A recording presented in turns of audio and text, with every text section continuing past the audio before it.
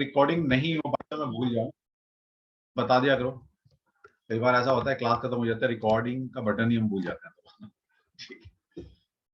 चलो, तो सबसे पहले पहली क्लास, सभी हाथ जोड़ेंगे, सभी अपने गुरु, अपने ईश्वर परमपिता परमेश्वर को याद करेंगे 30 सेकंड के लिए। क्योंकि मैं हमेशा बोलता हूँ ये ऑकल्ट साइंस है, ये कंटेंट वैसे नहीं आएगा आपको जब तक ईश्वर की कृपा आप पर नहीं होगी, ये ईश्वरीय विद्या आप नहीं सीख सकते। तो सभी अपने गुरुओं का, जिस प्रभु को आप मानते हैं, जिस सिस्टम में आपका बिलीफ सिस्टम है, उनको याद करें और उनको नमन करें, उनसे आज्ञा लें कि हम ये ऑकल्ट वर्ल्ड में टैरो कार्ड को सीखना चाहते हैं, तो प्लीज हमारे पर कृपा दृष्टि बनाइए और अपनी ज्ञान की वर्षा हमारे ऊपर कीजिए।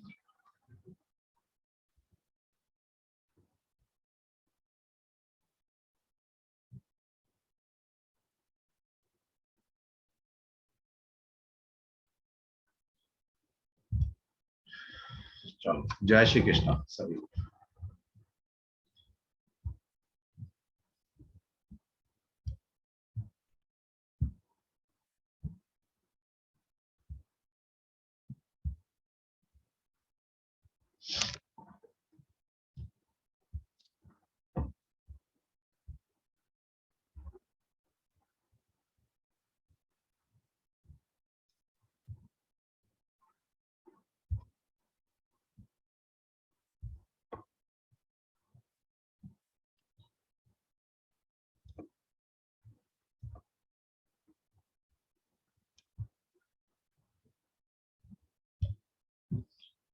तो सबसे पहले जो हम कार्ड करने वाले हैं वो है राइडर वेट टैरो डेक।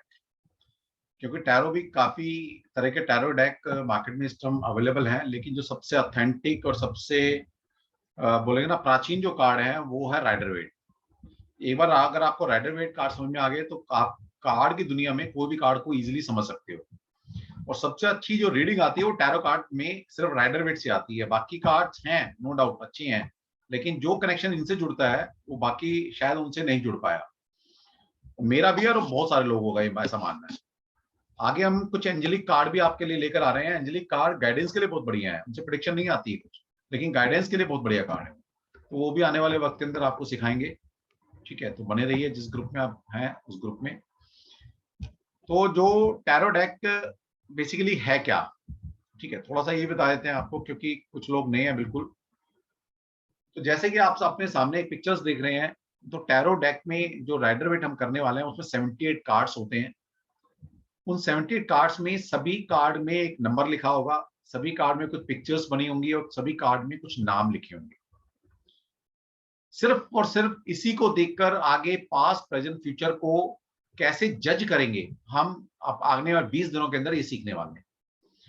2-3 बातें मैं रिपीट करूंगा कि tarot card is a psychic reading या इंट्यूटिव रीडिंग भी बोल सकते हो आप इसको। तो टैरो कार्ड एक साइकिक रीडिंग है। यहाँ पर कोई भी चीजें रट नहीं सकते आप कि ये कार्ड सबने ऐसा बताया तो ऐसा ही होगा। ठीक है, ऐसा कभी नहीं होगा। ये एक मिस्टिक साइंस है और मिस्टिक साइंस तो सारी है, लेकिन ये टैरो कार्ड जो है ये बहुत ही यूनिक साइंस है। ये आपकी इंट्यूशन पर, आपकी साइकिक पर बेस्ड है।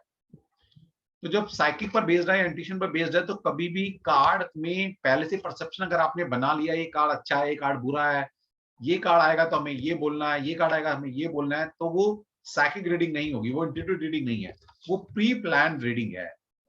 और टैरो कभी भी प्री प्लान रीडिंग पर काम ही नहीं करता। ठीक है, मैं आपको 1-2 लेक्चर के बाद जो हमारे पास पेड ग्रुप में ज्वाइन हो चुके हैं उनको मैं आगे बताने वाला हूँ कि कैसे ये टैरो कार्ड रीडिंग काम करती है, इसके पीछे क्या साइकोलॉजी है। ओके, हो सकता है आपको जो वीडियो मिली हो उस वीडियो में भी वो बातें मैंने आपको डिस्क्राइब की हो। तो जैसे कि आपके सामने एक कार्ड है, एक कार्ड को हम शुरू करते हैं आज, लिटरेचर भी थोड़ा पढ़ेंगे हम। अब देखिए एक कार्ड आपके सामने है, एक लेमैन को अगर ये कार्ड दिखाया जाए तो क्या बोलने वाला है? वो सिर्फ ये बोलने वाला है कि एक सन चमक रहा है, सनराइज है, एक इंसान है, ठीक है, एक कुछ ट्रैवलिंग हो रही है, शायद कुछ बैगेज बांधकर जा रहा है, हाथ में सफेद फूल है, ठीक है, एक घोड़ा है, सॉरी एक डॉग है, ये क्लिफ पर खड़ा है ये इंसान, पीछे कुछ बादल नजर आ रहे हैं या माउंटेन नजर आ रहा है। ठीक है, एक लेमैन के नजरिए से देखेंगे तो सिर्फ ये बात बोलने वाला है। लेकिन अगर इसी को एक आर्टिस्ट की नजर से आप देखोगे तो इसमें बहुत सारी चीजें आपको नजर आ सकती है। जैसे मैं पहले भी बताया कि टैरो कार्ड में कोई भी चीज रटनी नहीं होती, और हर एक टैरो कार्ड के हजारों मतलब हो सकते हैं, हजार नहीं हजारों मतलब हो सकते हैं। ओके, क्योंकि जब आपको पहले बता दिया गया साइकोलॉजी साइकिक रीडिंग है, इंट्यूटिव रीडिंग है, तो टैरो कार्ड एक मीडियम है आंसर देने का। टैरो कार्ड कोई आंसर नहीं दे रहे हैं, टैरो कार्ड तो मीडियम है। जैसे आपने देखा होगा किसी ऋषि के पास आप जाते हो, वो देखकर ही बता देगा आपके पास आप किस लिए आए हो, ये कमी है और ये कर लीजिएगा, ठीक आप ठीक हो जाएगा। बहुत सारे ऐसे संत महात्मा हुए। क्या वो आपकी डेट ऑफ बर्थ लेती हैं? क्या वो आपकी पामिस्ट्री हाथ देखती हैं? चाहे वो आपकी टैरो करते हैं? कुछ नहीं करते। वो आपकी साइकिक को पढ़ लेते हैं, वो आपकी जो ओरा है आपका उसको रीड कर लेते हैं। ओके, आपके थॉट को पकड़ लेते हैं। वो उनमें वो शक्ति है, वो चीज उन्होंने अपनी अपनी डेवलप की हुई है, अपनी पावर्स को। एक आम इंसान के पास वो पावर है लेकिन हमने डेवलप नहीं की हुई। तो हम क्या करते हैं, हम एक टूल के माध्यम से एक टूल का इस्तेमाल करते हैं ताकि हमें वो चीजें समझ में आ जाए और अपने अपने क्लाइंट को बता सकें। जैसे एक फोन है, मान लीजिए मेरे पास फोन है। अब ये फोन क्या कर रहा है, ये अगर मैं बोलूं ये फोन बात कर रहा है आपसे, तो बात तो मैं कर रहा हूं ना। यही जूम है, जूम क्या एक टेक्नोलॉजी है जिसने हमें आपको कनेक्ट किया हुआ। तो इसी तरह से कार्ड जो है अपने आप में रीडिंग नहीं करते, जूम नहीं पढ़ा रहा आपको, पढ़ा मैं रहा हूं। जूम एक मीडियम है आपको मेरे को कनेक्ट करने का। इसी तरह से टैरो कार्ड प्रिडिक्शन करने का या पास्ट प्रेजेंट फ्यूचर जानने का एक टूल है हमारे पास, जिसकी हेल्प लेकर हम आगे क्या क्लाइंट सोच रहा है, क्या क्लाइंट के बारे में पास्ट है, प्रेजेंट क्या है, फ्यूचर इसका क्या हो सकता है, ये बताया जा सकता है। तो एक कार्ड के हजारों मतलब है, ये दिमाग में रखना। Tarot card reading is psychic reading, ये एक साइकिक रीडिंग है, ये ऑन द स्पॉट रीडिंग आती है। ओके, इसके लिए कैसे मेडिटेशन करनी होती है वो सारा पार्ट ऑफ द कोर्स है, वो सारे आपके डाउट्स क्लियर होंगे। तो जैसे कि पहला कार्ड आपके सामने रखा है, तो पहले कार्ड पर यहाँ पर numbers, colours, gesture, posture, hand up है, डाउन है, कौन सा पैर आगे है, कौन सा पीछे है, ओके, कहाँ खड़ा है, क्या साथ में है, क्या पिक्चर्स शो कर रही है, ओवरऑल पिक्चर्स क्या कह रही है, ये सब चीज को देखकर एक निष्कर्ष निकाला जाता है। ओके, और हमेशा जब कार्ड आप रीड करते हैं तो पहली नजरें कहाँ गई हैं आपकी, पहली इंट्यूशन क्या है ये कार्ड में, ये सबसे इंपॉर्टेंट चीज है टैरो कार्ड की। अब ये धीरे धीरे चीजें पकड़ में आएंगी। ये ऐसा नहीं कि आप अपने थॉट को रोक सकते हैं या उस इंट्यूशन को पकड़ सकते हैं। वो धीरे धीरे जैसे डेवलप होगा आपका, मैं आपकी हेल्प करूंगा कैसे चीजें अपने अंदर डेवलप करनी है, तो आने वाले वक्त के अंदर वो सीखेंगे। तो जैसे कि सर पहला कार्ड है, ये राइडर वेट का डेक का पहला कार्ड इसको बोलते हैं हम। कार्ड का नंबर है 0 और कार्ड का नाम है द फूल कार्ड। ओके, आपको पता है जीरो का मतलब क्या होता है? जीरो का मतलब ये है कि किसी भी चीज की स्टार्टिंग जीरो। जैसे मान लीजिए यहाँ से बॉम्बे हमने ट्रैवल करना है, तो कई बार डिस्टेंस लिखा होता है ना कि भाई बॉम्बे है 1240 किलोमीटर। तो 1240 का मतलब है कि कहां से, कहीं से जीरो होगा ना, 0 किलोमीटर, और बॉम्बे में कहां पर जाके वो 1240 होगा। तो जिस तरह की दिल्ली के अंदर कोई भी आप डिस्टेंस देखते हैं लिखा होता है, वो राजघाट से लिखा होता है। ओके, तो राजघाट क्या है? 0 पॉइंट है। वहां से ट्रैवलिंग अगर आप करते हैं तो 1240, बॉम्बे में कोई ऐसा एक डेस्टिनेशन होगा जहां पर उन्होंने माइलस्टोन लगाया होगा कि यहां से हम काउंट करेंगे। तो वहां से वहां तक की दूरी जो है वो 1240 या कोई भी एक्स किलोमीटर है। ओके, तो जीरो का मतलब होता है किसी भी चीज की स्टार्टिंग। तो सबसे पहले ही समझ में आया कि अगर आपको रीडिंग करते वक्त ये कार्ड निकल कर आता है हमारे सामने और आपकी इंट्यूशन या आपकी निगाहें सबसे पहले इस कार्ड के नंबर पर अगर जाती हैं, तो ये नंबर आपको क्या शो कर रहा है? ये शो कर रहा है कि सामने वाला इंसान जिस चीज के लिए आया है वो चीज अभी स्टार्ट करनी है उसने, मतलब उसमें वो बिल्कुल जीरो है एक तरह से, या जीरो स्क्रैच ला से शुरू कर रहा है। क्योंकि यहां पर क्वेश्चन कुछ भी आ सकता है, हर कार्ड से हर क्वेश्चन का आंसर दिया जा सकता है।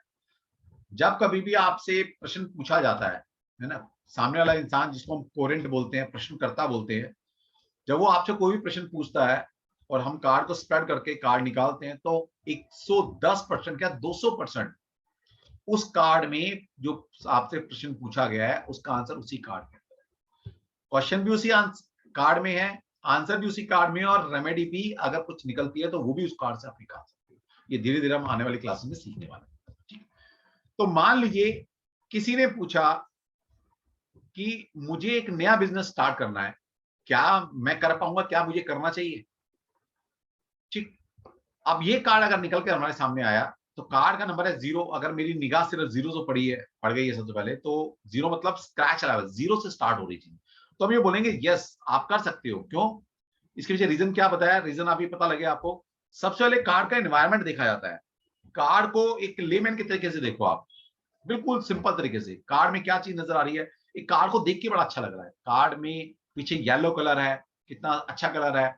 एक सनराइज हुआ है अभी यहाँ पर, ठीक है, सूर्योदय का टाइम आपको पता है कितना अच्छा होता है। ठीक है? एक यंग बच्चा आपको नजर आ रहा है, मतलब इस कार्ड को देखते हैं एक वार्म सी फीलिंग आएगी आपको। तो इसका मतलब क्या है, जैसा कार्ड का एनवायरनमेंट होता है वैसा ही एनवायरनमेंट सामने वाला जो इंसान है पूछने हैं उसकी लाइफ में चल रहा होता है। कितनी मजे की बात है। कार्ड जब आप रीडिंग करनी शुरू करेंगे ना, आने 2-3 महीने बाद जब प्रैक्टिस करने के बाद आपको ऐसा मजा आएगा, ऐसा मजा आने वाला है कि आप बोलेंगे कैसे मिरेकल हो रहा है, कैसे कैसे हो सकता है। ओके, और ये क्यों मैं बता रहा हूँ, आप जैसे स्टूडेंट पढ़कर जाते हैं वही बोलते हैं कि सर जो आपने बताया था कहाँ से रीडिंग आ रही है कुछ नहीं पता, पर रीडिंग अच्छी आती है। मैंने कहा भाई आम खाओ खाए जाओ, पेड़ क्या गिरना है। तो सबसे पहली बात ये सब चीज नोट करते रहना आप अपने रिकॉर्डिंग सुनकर, कि जैसा कार्ड का एनवायरनमेंट वैसा ही एनवायरनमेंट सामने वाला इंसान जो पूछने हैं उसकी लाइफ में चल रहा है। तो सामने वाले इंसान ने मुझसे क्या पूछा, क्या मैंने अभी बिजनेस स्टार्ट कर सकता हूँ? कार्ड निकल कर गया है, कार्ड का एनवायरनमेंट मैंने देखा बहुत बढ़िया है। इसका मतलब है एट प्रेजेंट उसकी लाइफ में बहुत अच्छे एनवायरनमेंट है कुछ भी काम स्टार्ट करने की। बिल्कुल मैंने बोला कर सकते हो। दूसरी बात, अब यहां पर मुझे 0 नजर आया, 0 का मतलब है स्क्रैच लेवल। इसका मतलब है बिल्कुल स्क्रैच लेवल से शुरू करना है, तो मतलब जर्नी स्टार्ट की है। मतलब ये भी हो सकता है कि आपसे पहले कोई इसने बिजनेस किया ही नहीं, अब वो अपनी लाइफ में पहली बार बिजनेस करने जा रहा है, ये भी मतलब हो सकता है। दूसरा, कार्ड का नाम देखिए आप, कार्ड का नाम है द फूल। अब द फूल एक सिंपल भाषा में क्या होता है, मूर्ख, है ना। हम किसी को बोल देते हैं, बड़े बच्चों को, तो हम 20 साल के बच्चे को बोल देंगे तू बड़ा मूर्ख है, लेकिन इसका मतलब है ना 20 साल का बच्चा मूर्ख है, फूल तो नहीं है ना बच्चा। ऐसा हो सकता है कि आपने उस बच्चे को कोई काम दिया है, वो काम की या तो उसे नॉलेज नहीं थी या बहुत कम नॉलेज के साथ वो काम कर रहा था, उससे गलती हो गई और वो काम नहीं कर पाया, तो आपने बोल दिया मूर्ख। तो ये कार्ड भी ये बताता है कि जो भी आप स्टार्ट करने जा रहे हो उसमें आप दाफूल हो। दाफूल का मतलब मूर्ख, मूर्ख का मतलब है आपको उस काम की नॉलेज नहीं है। तो मैं सामने वाले को क्या बोलने वाला हूं कि देखिए एनवायरनमेंट बहुत अच्छा मिला आपको काम करने के लिए, yes you can do, you can proceed business के लिए, लेकिन आप पहली बार तो स्क्रैच लेवल से शुरू शुरू कर रहे हो काम, या करना चाहिए। दूसरा, दूसरी बात यह है कि द फूल कार्ड ये बताता है आपको कि आप जो काम करने के लिए जा रहे हैं उसकी नॉलेज नहीं रखते आप, या बहुत कम नॉलेज के साथ उस काम को स्टार्ट कर रहे हैं।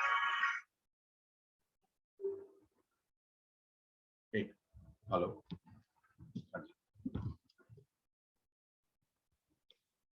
हाँ हाँ हाँ, अभी मैं क्लास ले रहा हूँ, मेरे को 9 बजे कर लोगे आप? 9 बजे कर लो, है ना, 9 बजे।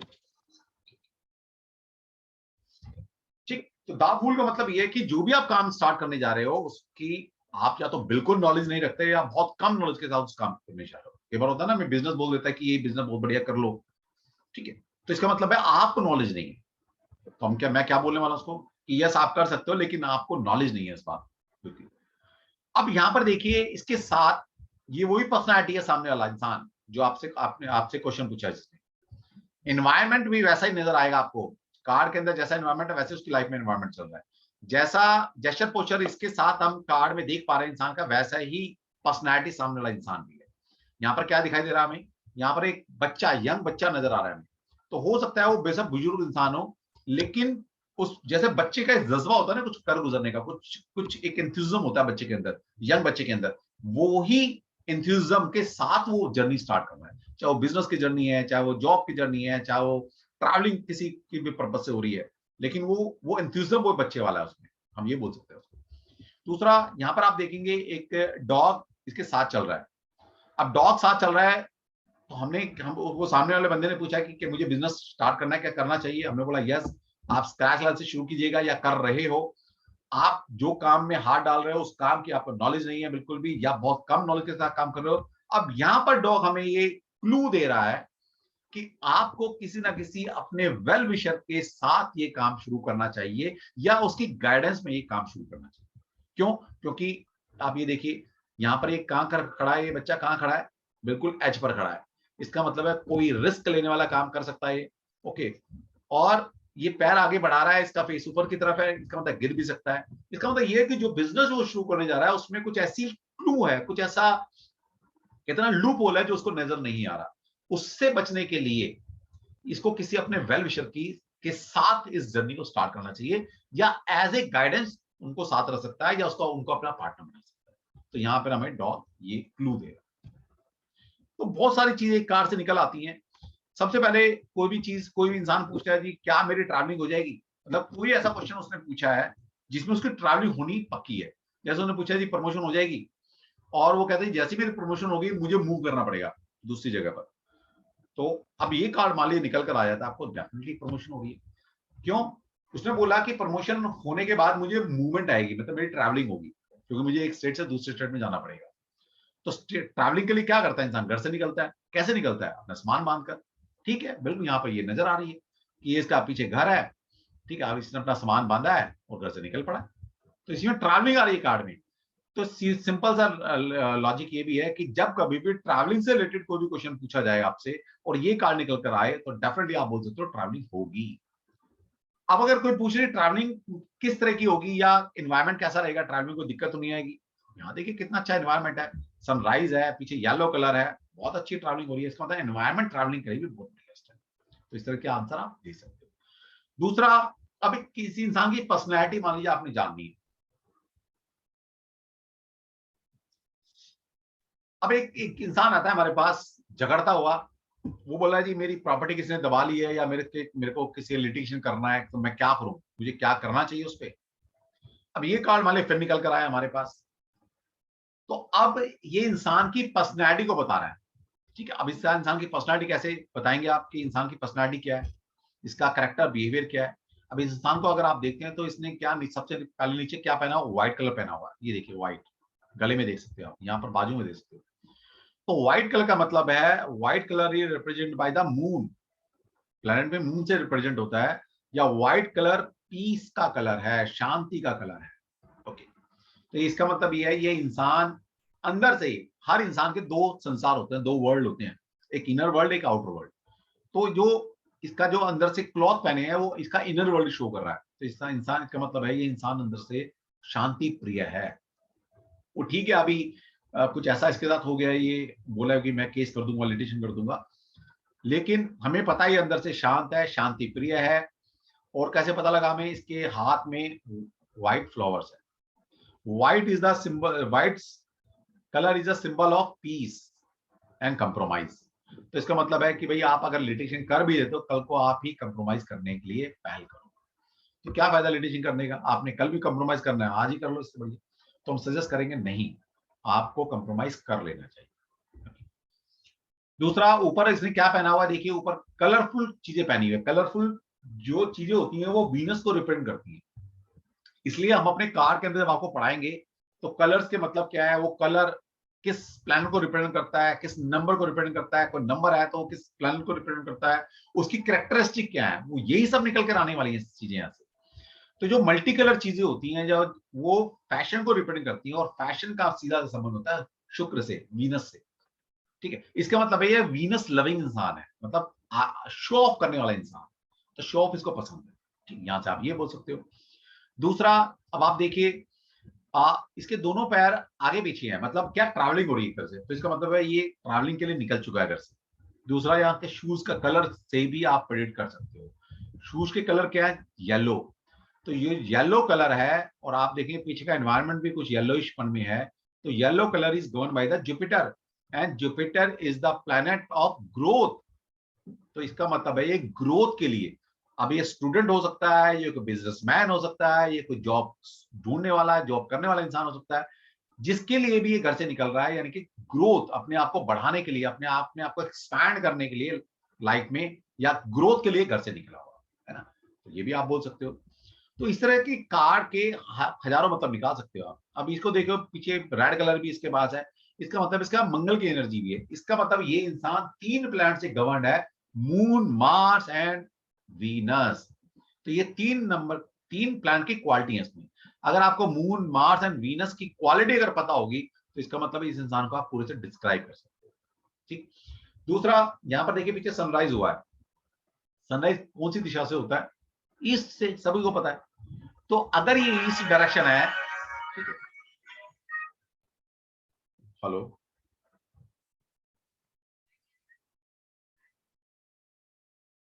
नहीं, आपको ग्रुप में आपको लिंक मिला है ना, उस पर क्लिक कीजिएगा बस, सिंपल। मैडम ऐसा कैसे हो सकता है, जब उस टाइम मिला तो। चलो आप पेड टैरो 25,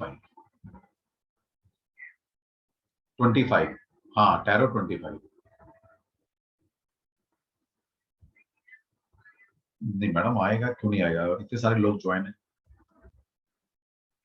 हाँ, नहीं तो आप हेलो भेजो, मैं दोबारा लिंक आपको भेज देता हूँ।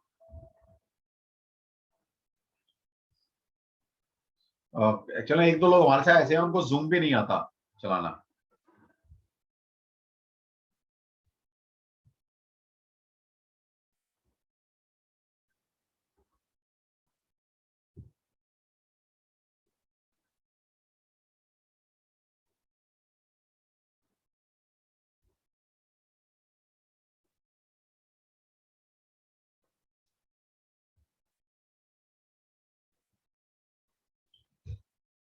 ठीक है, तो येलो कलर जो है वो ग्रोथ का कलर है। हेलो, हाँ जी, राधे राधे। हाँ जी मैम, अब क्लास शुरू हो चुकी है, तो जिस ग्रुप में है उस ग्रुप में ज्वाइन कर लीजिए। आप किस, अच्छा तो मुझे हेलो भेजो, मैं लिंक भेज देता हूँ। अभी दोबारा हेलो भेजो, ठीक है।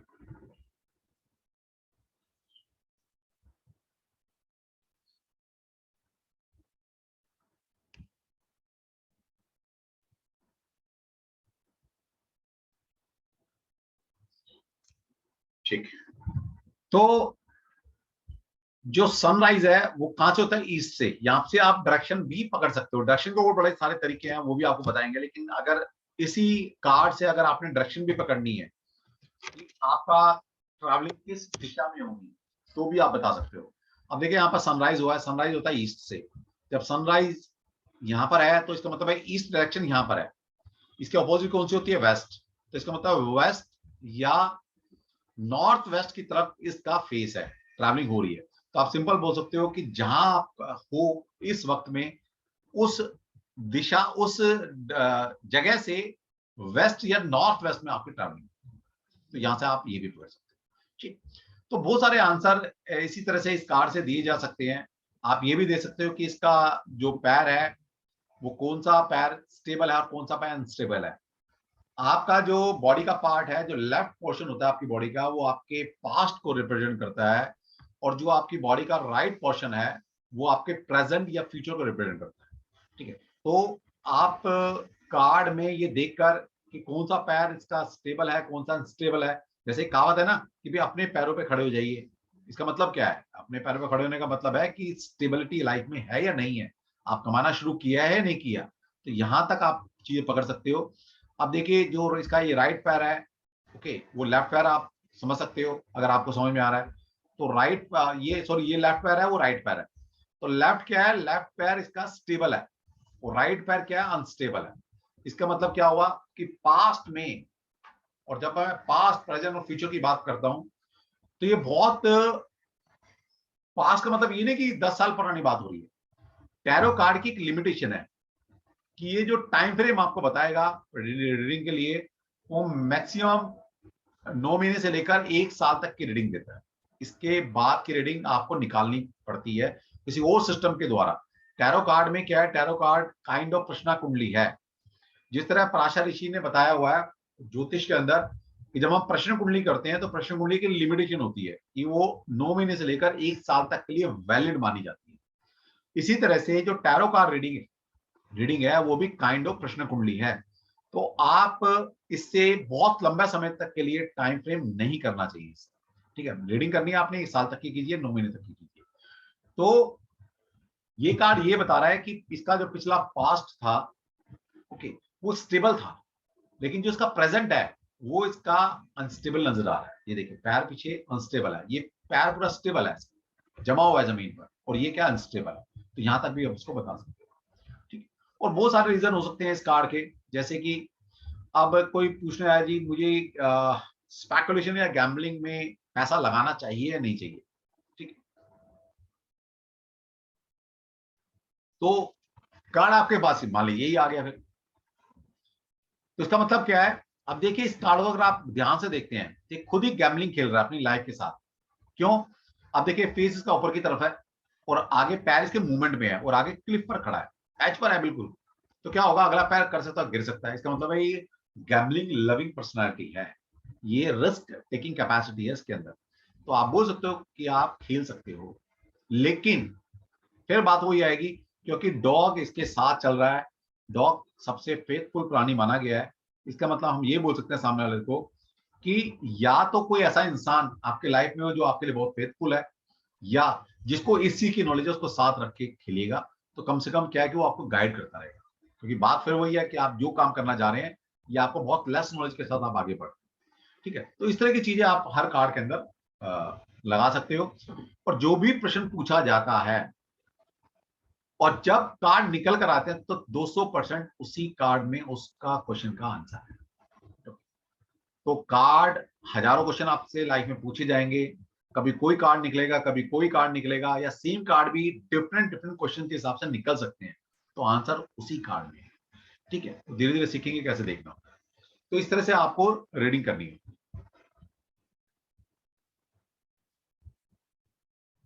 अब देखिए ये कार्ड आपके सामने है,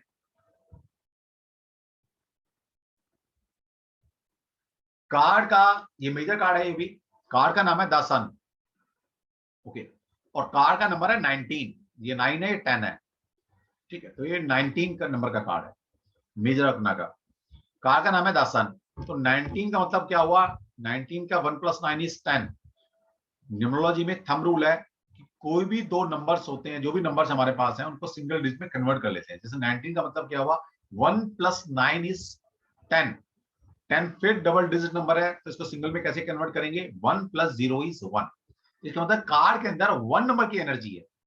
अब मैं आपको ये भी बताने वाला हूँ कि पर्टिकुलर जो नंबर्स होते हैं, 1 से लेकर 9 तक नंबर होते हैं सिंगल डिजिट के, उनकी क्या वाइब्रेशन होती है, क्या मतलब है उनके, तो वो भी आपको सिखाया जाएगा। तो जैसे कि 1 नंबर की क्वालिटी कार्ड में है, नंबर 1 न्यूमरोलॉजी के अंदर प्लानर जो है सन को रिप्रेजेंट करता है। तो सन की क्वालिटी सारी सारी नंबर 1 में होती है। तो नंबर 1 क्या हुआ, सन की क्वालिटी, सन क्या है, sun is power, sun is authority, sun is king, sun is independent, sun is loyal, sun is royal. तो लॉयल्टी, रॉयल्टी, ठीक है, ऑर्थोडॉक्सी, इंडिपेंडेंट, पावर, पोजीशन, ठीक है, ये सब नंबर 1 की क्वालिटी, या सूर्य की क्वालिटी। तो जब कभी भी इससे रिलेटेड क्वेश्चन पूछा जाए आपसे, और ये कार्ड निकल कर आ जाए, जैसे सिंपल सी बात है, किसी ने पूछ लिया कि यार उससे शादी होने वाली है, या मेरे का बिजनेस पार्टनर बनाना है, क्या वो मेरे लिए लॉयल रहेगा, और ये कार्ड निकल कर आ जाए, डेफिनेटली लॉयल रहने वाला है। क्योंकि कार्ड ही रॉयल्टी का कार्ड है, या लॉयल्टी का कार्ड, ओके। क्योंकि सूर्य है, आप और मैं से कोई नहीं कह सकता है कि हम कल मिलेंगे नहीं मिलेंगे, हम बोलते तो हैं सी यू टुमारो, लेकिन क्या पता, है ना, कोई कंफर्म तो है नहीं है। लेकिन सूर्य है, सूर्य क्या बोलता है, दुनिया हो या ना हो, मैं सुबह तुम्हें फिर ईस्ट में मिलूंगा। इसका मतलब है क्या, कंसिस्टेंसी सूर्य देता है आपको, ओके। कमिटमेंट ये कार्ड आपको दे रहा है। तो जब कभी लॉयल्टी, कमिटमेंट, है ना, कंसिस्टेंसी, इनसे रिलेटेड कोई भी प्रश्न पूछा जाएगा, और ये कार्ड आपका अगर निकल कर आता है रीडिंग करते हैं, तो डेफिनेटली उसका क्वेश्चन का आंसर यस की तरफ चला जाएगा। दूसरा, अब देखिए कार्ड कितना प्यारा है। जैसे मैंने बोला, सबसे पहले कार्ड का एनवायरनमेंट देखा है, तो एनवायरनमेंट देखिए कितना प्यारा है। सनराइज, कितना प्यारा सनराइज आपके सामने है, ओके। यहाँ पर आप देख रहे हो सनफ्लावर्स बिल्कुल आपको दिखाई दे रहे हैं। तो सनफ्लावर का खिलना, सूर्य का पूरा खिल जाना। सूर्य क्या है, सूर्य लाइफ एनर्जी है हमारी, तो ये लाइफ एनर्जी दे रहा है अर्थ को। ये देखिए सन से ये जो, ये आप देख रहे हैं, ये कपड़े की शेप में आपको जो एनर्जी आ रही है अर्थ पर, ये रेड कलर की एनर्जी अर्थ पे आ रही है। तो ये सूर्य की सोल एनर्जी है। तो सूर्य जो है हमारी सोल का कारक है, ठीक है। यहाँ पर आप और देख पा रहे हैं कि एक घोड़ा आपको नजर आ रहा है, उसके ऊपर एक बच्चा बैठा है।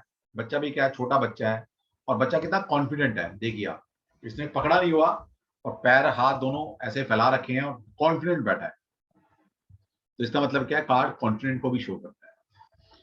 दूसरा, पुराने जमाने में जब ट्रैवलिंग हुआ करती थी तो किसी ना किसी व्हीकल तो नहीं थे, किससे होती थी, किसी ना किसी जानवर से ही ट्रैवलिंग किया करते थे, वो चाहे बैलगाड़ी है चाहे घोड़ा गाड़ी है।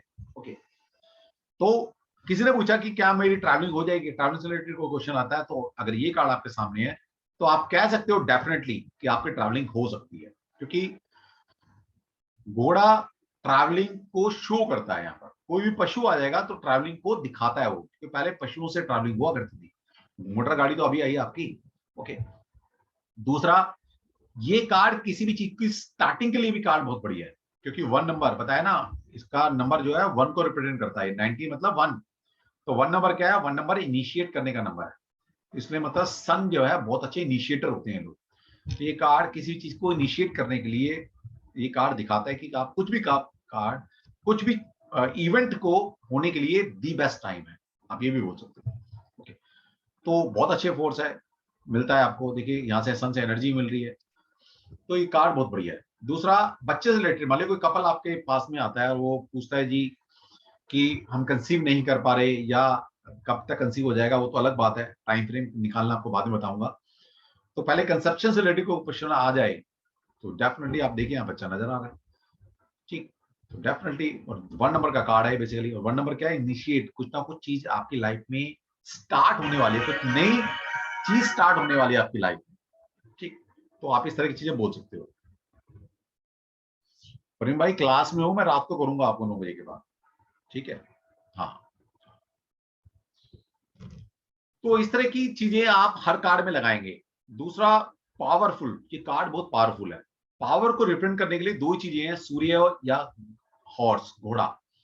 आज भी आप देखते हैं जो मशीन है उसकी एनर्जी को नापने के लिए कितनी हॉर्स पावर की, आप पूछते ना आपकी मोटर गाड़ी या आपका पावर कितने पावर की है, तो आज भी हॉर्स पावर बोला जाता है, HP लिखा होता है ना। इसका मतलब है घोड़े को एक पावरफुल पशु माना गया है, पावर्स का सिंबल है। और सन अपने आप में पावर है, अथॉरिटी है, तो ये कार्ड किसी भी चीज के लिए पावर, पावर के लिए, अथॉरिटी के लिए बहुत बढ़िया कार्ड। कोई गवर्नमेंट जॉब से रिलेटेड प्रश्न पूछने आता है कि क्या मेरी गवर्नमेंट जॉब लग जाएगी, डेफिनेटली सूर्य है, सन, सन की एनर्जी है, नंबर भी सन का है, तो डेफिनेटली ये कार्ड ये बताता है बहुत ज्यादा प्रोबेबिलिटी है आपकी गवर्नमेंट जॉब लगने की। ओके, या गवर्नमेंट रिलेटेड जो भी प्रश्न पूछा जाए आपसे, क्या मेरे को टेंडर मिल जाएगा, कोई भी गवर्नमेंट से रिलेटेड कुछ दिक्कतें आपको आ रही हैं, तो ये कार्ड बताता है वो दिक्कतें आपको दूर होगी। तो इस तरह से कार्ड को हमें रीड करना होता है, इसके कलर्स क्या है। ओके, यहाँ पर पिक्चर्स कौन कौन नजर आ रही है हमें, कार्ड में नंबर्स कौन से हैं, कलर्स कौन से, तो एक एक चीज आप पकड़ सकते हो, ठीक है। तो आपको कोर्स में एक एक कार्ड में यही सिखाया जाएगा कि कार्ड को रीड कैसे करना होता है, और कार्ड के प्रोबेबल मीनिंग क्या है। मैं फिर बता रहा हूँ, प्रोबेबल मीनिंग बता रहा हूँ, क्योंकि कार्ड के हजारों मतलब हो सकते हैं, तो हम सारे मतलब तो नहीं बता सकते, कुछ मतलब ऐसे होते हैं जो अभी कॉन्शियस माइंड से आप देख पा रहे हो। फिर मैं आपको बताऊंगा कार्ड से मेडिटेशन कैसे करनी होती है, और उस मेडिटेशन की हेल्प लेकर आप इन कार्ड को अपने सबकॉन्शियस माइंड में कैसे डालेंगे, ताकि ये कार्ड आपको जो मिस्टिक साइंस है, मिस्टिक नॉलेज इन कार्ड से मिलती है, वो आप अपने कॉन्शियस से लेकर सबकॉन्शियस में उसको कैसे ट्रांसफर करेंगे। तो ये जब मेडिटेशन का टॉपिक आएगा तो उसमें आपको सिखाया जाएगा, ठीक है। तो इसी तरह से हम कार्ड को रीड करते हैं। तो मैं थोड़ा सा लिटरेचर अभी और पढ़ देता हूँ आपके लिए, शायद वो होता है पुराने वाले थोड़े बोर हो रहे हैं, क्योंकि उनके लिए तो रिपीट ही हो रहा है।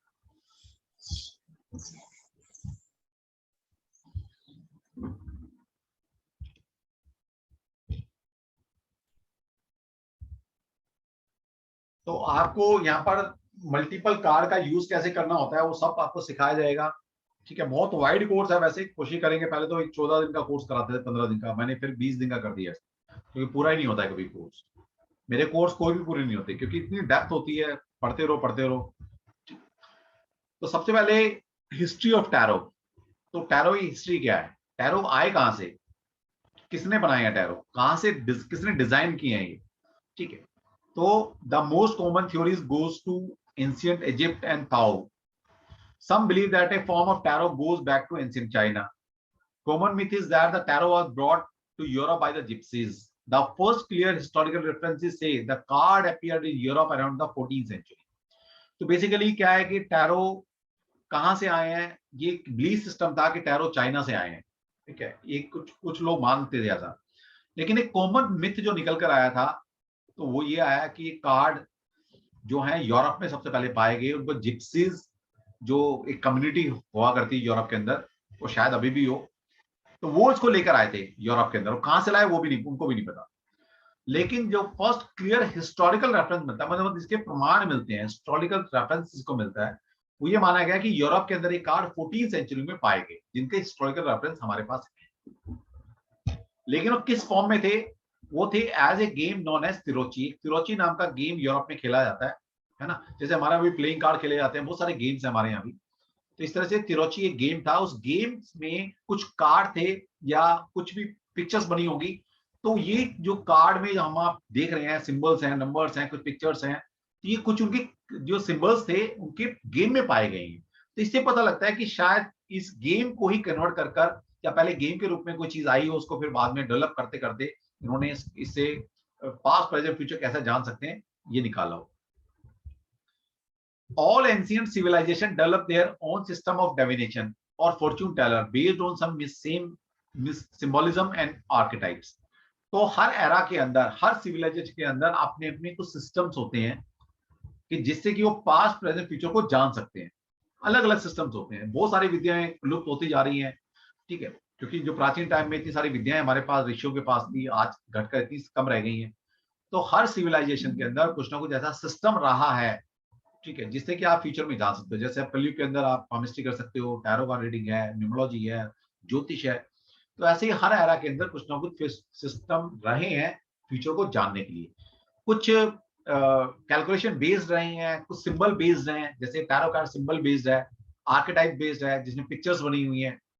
तो ये सिंबल्स, ये स्ट्रक्चर जो बना हुआ है, आर्किटेक्ट जो बना हुआ है, ये कुछ रिप्रेजेंट करते हैं, ठीक है। तो इनके बेस पर भी फ्यूचर बताया जा सकता है, पुराने टाइम से प्रथा चली आ रही है। और आज भी आप नॉर्मल लाइफ में भी इन सिंबल्स का यूज करते हो। ओके, कई बार आपने देखा होगा ना कि हम देखते हैं कि टैटू किसी ने बना रखा है, अंग्रेज ने, तो यूरोपियंस बहुत ज्यादा टैटू में बनवाते हैं। तो बेसिकली हमें तो ऐसा लगता है कुछ डिजाइन बनाया, लेकिन वो सिंबल्स होते हैं कुछ, ठीक है। जैसे आपने, बहुत सारे लोगों ने मेरे से कोर्स किया था अभी जिम्बो सिंबल्स का, तो आपको तो ऐसा लगेगा ना कि टैटू बना हुआ है, लेकिन वो सिंबल्स हैं बेसिकली, वो कुछ ना कुछ देते हैं।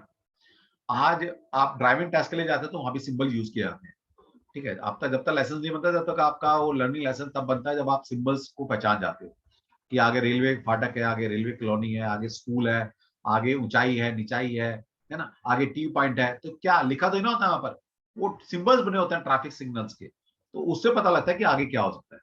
तो इस तरह से सिंबल्स के माध्यम से आप जान सकते हो। और हमारा जो माइंड है वो सिर्फ सिंबल्स की भाषा जानता है, वो कोई लैंग्वेज नहीं पकड़ता, हमारा जो सबकॉन्शियस माइंड है। फिर नेक्स्ट आता है meaning of tarot. Basically tarot का मीनिंग क्या है? टैरो का अपने आप में कोई ऐसा मीनिंग नहीं है, ये कोई शब्द ऐसा नहीं है कि कहीं डिक्शनरी में आपको मिल जाएगा।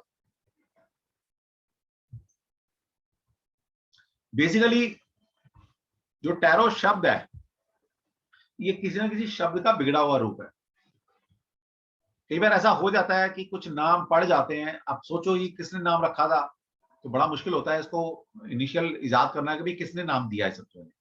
जैसे मजाक की बात है, वैसे मैं किसी पॉलिटिकल पार्टी को फेवर नहीं करता, और मतलब ऑनलाइन, या किसी की बुराई करना नहीं चाहता, समझाने के लिए कभी कभी मैं कुछ यूज कर लेता हूँ। जैसे हमारे राहुल गांधी जी को पप्पू बोला करते थे, अब बहुत लंबे समय तक उनका नाम पप्पू पड़ा रहा। अब कोई बोले जी पप्पू नाम किसने रखा है इसका, कोई नहीं बता पाएगा कि सबसे पहले कभी किसने बोला होगा। वो चढ़ते चढ़ते इतना लोगों के जबान पर आ गया कि लोग उसे पप्पू बोलना शुरू कर दिए। तो इसी तरह से कुछ नाम पड़ जाते हैं, ये नहीं समझता कहां से किसने बनाए। इसी तरह टैरो भी कोई अपने आप में शब्द नहीं है। टैरो किसी ना किसी दूसरे सिस्टम का कुछ नाम थे, उनका बिगड़ा हुआ रूप है। जिस तरह से मैंने लास्ट टाइम भी आपको बताया था कि जो आवर्स वर्ड है, ये होरा का बिगड़ा हुआ रूप है। लिखते हो ना आप इंग्लिश में, लिखते हो आवर्स कि कितने बजकर कितने घंटे मिनट हो गए। तो जो आवर्स शब्द है, ये कोई शब्द नहीं है अपने आप, ये हमारा हिंदू संस्कृति का एक शब्द है होरा, HORA, होरा। जिस तरह दिन के अंदर 24 घंटे होते हैं, इससे दिन के अंदर 24 होरा होती हैं एज पर हिंदू सिस्टम। उस होरा को उन्होंने आवर्स में कन्वर्ट कर दिया, ठीक है। तो ये मतलब है। तो टैरो का कोई मीनिंग नहीं है। एक हिब्रू सिस्टम के अंदर एक शब्द आता है तारो, इसका मतलब होता है द डिवाइन लॉ या लॉ गिवर। तो हो सकता है इसका तारो का टैरर कर दिया गया हो। ताओ जो इजिप्शियन गॉड है, जैसे हमारे यहाँ भी देवी देवताओं के नाम है, तो उनका इजिप्शियन में गॉड का नाम है ताओ, तो उसका इसका बिगड़ा हुआ रूप हो। तारुश एक शब्द हो रहा था इजिप्शियन में, द रॉयल वे। तारू एक शब्द है इजिप्शियन में, इसका मतलब रॉयल पाथ। इस तरह से बहुत सारे सिस्टम्स हैं हुए हैं पीछे, जिनमें कुछ इस तरह के नाम हैं जो मिलते जुलते हैं, तो हो सकता है उसका कुछ नाम बिगाड़ कर ये टैरो कर दिया हुआ। और उसका नाम जो हम बोलते हैं टैरट, टैरट नहीं बोलते, उसको टैरो बोला जाता है, तो टी इसमें साइलेंस रहता है। ये टॉरस एस्ट्रोलॉजी है, आप सभी को पता है, जो हमारे सिंबल्स हैं जोडिक साइन के, तो उसमें जो ऋषभ राशि है इसको टॉरस बोला जाता है। टॉरस मतलब टैरो भी हो सकता है। रोटा एक लैटिन में वर्ड है, इसका मतलब वीर, व्हील ऑफ कर्मा। तारू हिंदू शब्द है, कार्ड, तारू का मतलब ही होता है कार्ड। तो इस तरह से बहुत सारे मतलब हो सकते हैं। आपको एज ए दिल पता होना चाहिए कि टैरो अपने आप में कोई शब्द नहीं है। नेक्स्ट है advantage of tarot card reading. तो टैरो कार्ड रीडिंग के एडवांटेजेस क्या क्या है? सबसे पहला है करेक्टर एनालिसिस। करेक्टर का मतलब यहाँ पर गुड और बैड करेक्टर से नहीं है, करेक्टर का मतलब है किसी इंसान को जानना। जैसे कोई भी कार्ड निकल कर आता है, वहां पर कुछ नंबर्स मिलेंगे, कुछ कलर्स मिलेंगे, कुछ पिक्चर्स बनी होगी, तो उस इंसान को जानने के लिए एट प्रेजेंट उसके साथ क्या चल रहा है। ओके, तो इंसान के करेक्टर को बहुत अच्छे से एनालाइज कर सकते हो आप टैरो कार्ड के मीडियम से। फिर ग्लिम्पसेस ऑफ फ्यूचर, फ्यूचर में क्या हो सकता है, फ्यूचर में झांकना। अब फ्यूचर का मतलब बहुत बड़ा फ्यूचर नहीं है, फ्यूचर का मतलब नियर फ्यूचर। अब ये टैरो कार्ड एक इतना बढ़िया टूल है, आपको मिलता है क्योंकि किसी और अगर मोडालिटी में आप काम करते हो, मान लीजिए आप न्यूमरोलॉजी में डील करते हैं, आप ज्योतिष में डील करते हैं, तो वहां पर जब आप किसी के बारे में बताएंगे तो वहां पर दशाएं आप देखनी होगी, आपने सुना होगा ना कि फला की ये दशा चल रही है, भाई मेरा ये दशा चल रही है। तो दशाएं, महादशा, अंतर और प्रत्यंतर, 3 लेवल की दशा हम यूज करते हैं ज्योतिष में। 3 लेवल की दशा में कई बार ऐसा होता है कि 3-4 महीने तक वो टाइम फ्रेम चेंज नहीं होता है ना, बहुत बड़ी बड़ी दशाएं चलती हैं। महादशा सालों की चल सकती है, अंतरदशा 2 साल की, 1 साल की चल सकती है। जो प्रत्यंतर दशा होती है वो समझ लो 10-15 दिन से लेकर 3 महीने तक की चल सकती है। तो मान लो कोई ऐसी टाइम फ्रेम चल रहा है जिसमें 3 महीने कुछ चेंज ही नहीं होने वाला, और इंसान रोज आपके घर में आके बैठ जाएगी, बताओ मेरे बारे में आज क्या होगा, आज क्या होगा। तो आप बता ही नहीं सकते ज्योतिष से। इस तरह न्यूमरोलॉजी में मान लो कोई पर्सनल ईयर चल रहा है आपका, या इवन नंबर है, या बर्थ फोर पिनाकल जो भी चल रहे हैं आपके, वो भी लंबे लंबे चलते हैं आपके, और कोई बंदा रोज पूछे जी मेरे बारे में आज बताओ क्या होगा, कल बताओ जी क्या होगा, तो ये बड़ा मुश्किल होता है जवाब देना। टैरो एक ऐसा टूल है, एट प्रेजेंट, अभी के मोमेंट में आपके साथ क्या चल रहा है ये बताने में बहुत अच्छा टूल है। और मैं तो आपको पहले बताया था मैंने कि मैं तो प्योर एस्ट्रोलॉजर हूं। जब मैं ज्योतिष में फंस जाता हूं कि क्योंकि ज्योतिष बहुत वाइड है, बहुत वाइड है, ज्योतिष का कंटेंट पढ़ने में ही कम से कम 4-5 साल लगते हैं, उसका रीडिंग करना, प्रेडिक्शन निकालना, तो सालों की गेम है वो। ठीक है, तो कई बार फंस जाते हैं, इतने सारे योग अच्छे बुरे बने हुए हैं, दशा अच्छी बुरी चल रही है, कंक्लूड नहीं कर पाते। तो कंक्लूड जब मैं पर्सनल लेवल पर नहीं कर पाता, तो मैं टैरो की हेल्प लेता हूं।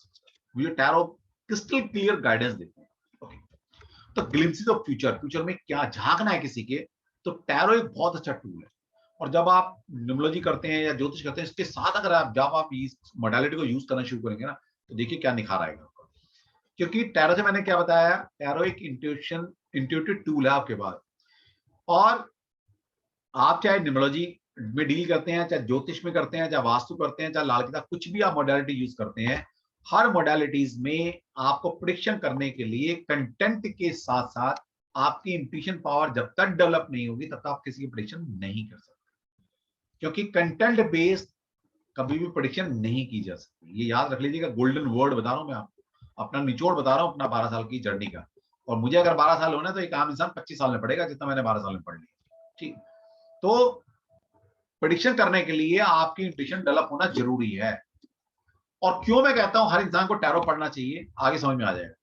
सॉल्यूशन ऑफ मिडनाइट डायलेमा, कि एट प्रेजेंट इंसान का क्या सॉल्यूशन करे, वो क्या करे रेमेडी, ठीक है, ताकि वो जो प्रॉब्लम आ रही है या कुछ भी वो चाह रहा है इवेंट घटना, तो उसको ठीक कर सकता है। तो उसके लिए क्या इमीडिएट रेमेडी करे, तो वो भी आप कार्ड से बता सकते हो। फिर हेल्पिंग मेडिटेशन, तो मेडिटेशन में ये हेल्प करते हैं कार्ड। और मेडिटेशन एक इतना बढ़िया टूल है आपके पास कि जिसका यूज कर कर आप लाइफ में अपनी कुछ भी डिजायर को फुलफिल कर सकते हो। जो ऋषि मुनि होते हैं वो कुछ रेमेडी नहीं करते हो, ना क्रिस्टल पहनते हैं, ना वो कुछ और करते हैं, ताबीज नहीं पहनेंगे, यंत्र नहीं पहनेंगे, कुछ नहीं करते हो। वो मेडिटेशन लेवल पर जाकर अपनी चीजों को मैनिफेस्ट करते हैं। ठीक है, ये हायर कहते हैं ना, मतलब हायर रेमेडी है। सबसे पहले कि एक लेवल आता है आपका, उसके बाद कहते हैं ना ये छोटी मोटी रेमेडीज काम नहीं करती। जो आप यंत्र मंत्र ये जो करते हैं, मंत्र को छोड़ दीजिए, यंत्र वाली जितनी रेमेडी होगी, इसके ऊपर की रेमेडी है मेडिटेशन। इसलिए जो ध्यानी पुरुष होते हैं या जो संत महात्मा होंगे, वो देखिए हमेशा मेडिटेशन में रहेंगे, मेडिटेशन लेवल पर जाकर चीजें मैनिफेस्ट करते हैं। नेक्स्ट क्या है, डेवलपिंग द इंट्यूटिव पावर। आगे ना, तो टैरो से आप बहुत अच्छी मेडिटेशन कर सकते हो, टैरो से आप अपनी इंट्यूटिव पावर को डेवलप कर सकते हो, बढ़ा सकते हो। तो अगर आप ईमानदारी से टैरो करते हैं ना, तो आपकी इंट्यूशन पावर इतनी डेवलप हो जाएगी कि आने वाले वक्त के अंदर शायद आपको टैरो को निकालने की भी जरूरत ना पड़े, सामने इंसान खड़ा हुआ और आप उसके बारे में वैसे ही बता सकते हो, कि क्योंकि आपकी इंट्यूशन इतनी डेवलप हो जाएगी जैसे ऋषियों की हो जाती है, कि उसका ऑरा देखकर आप बताना शुरू कर दो। और ये बहुत सारे स्टूडेंट मेरे ऐसा करना शुरू कर दिया।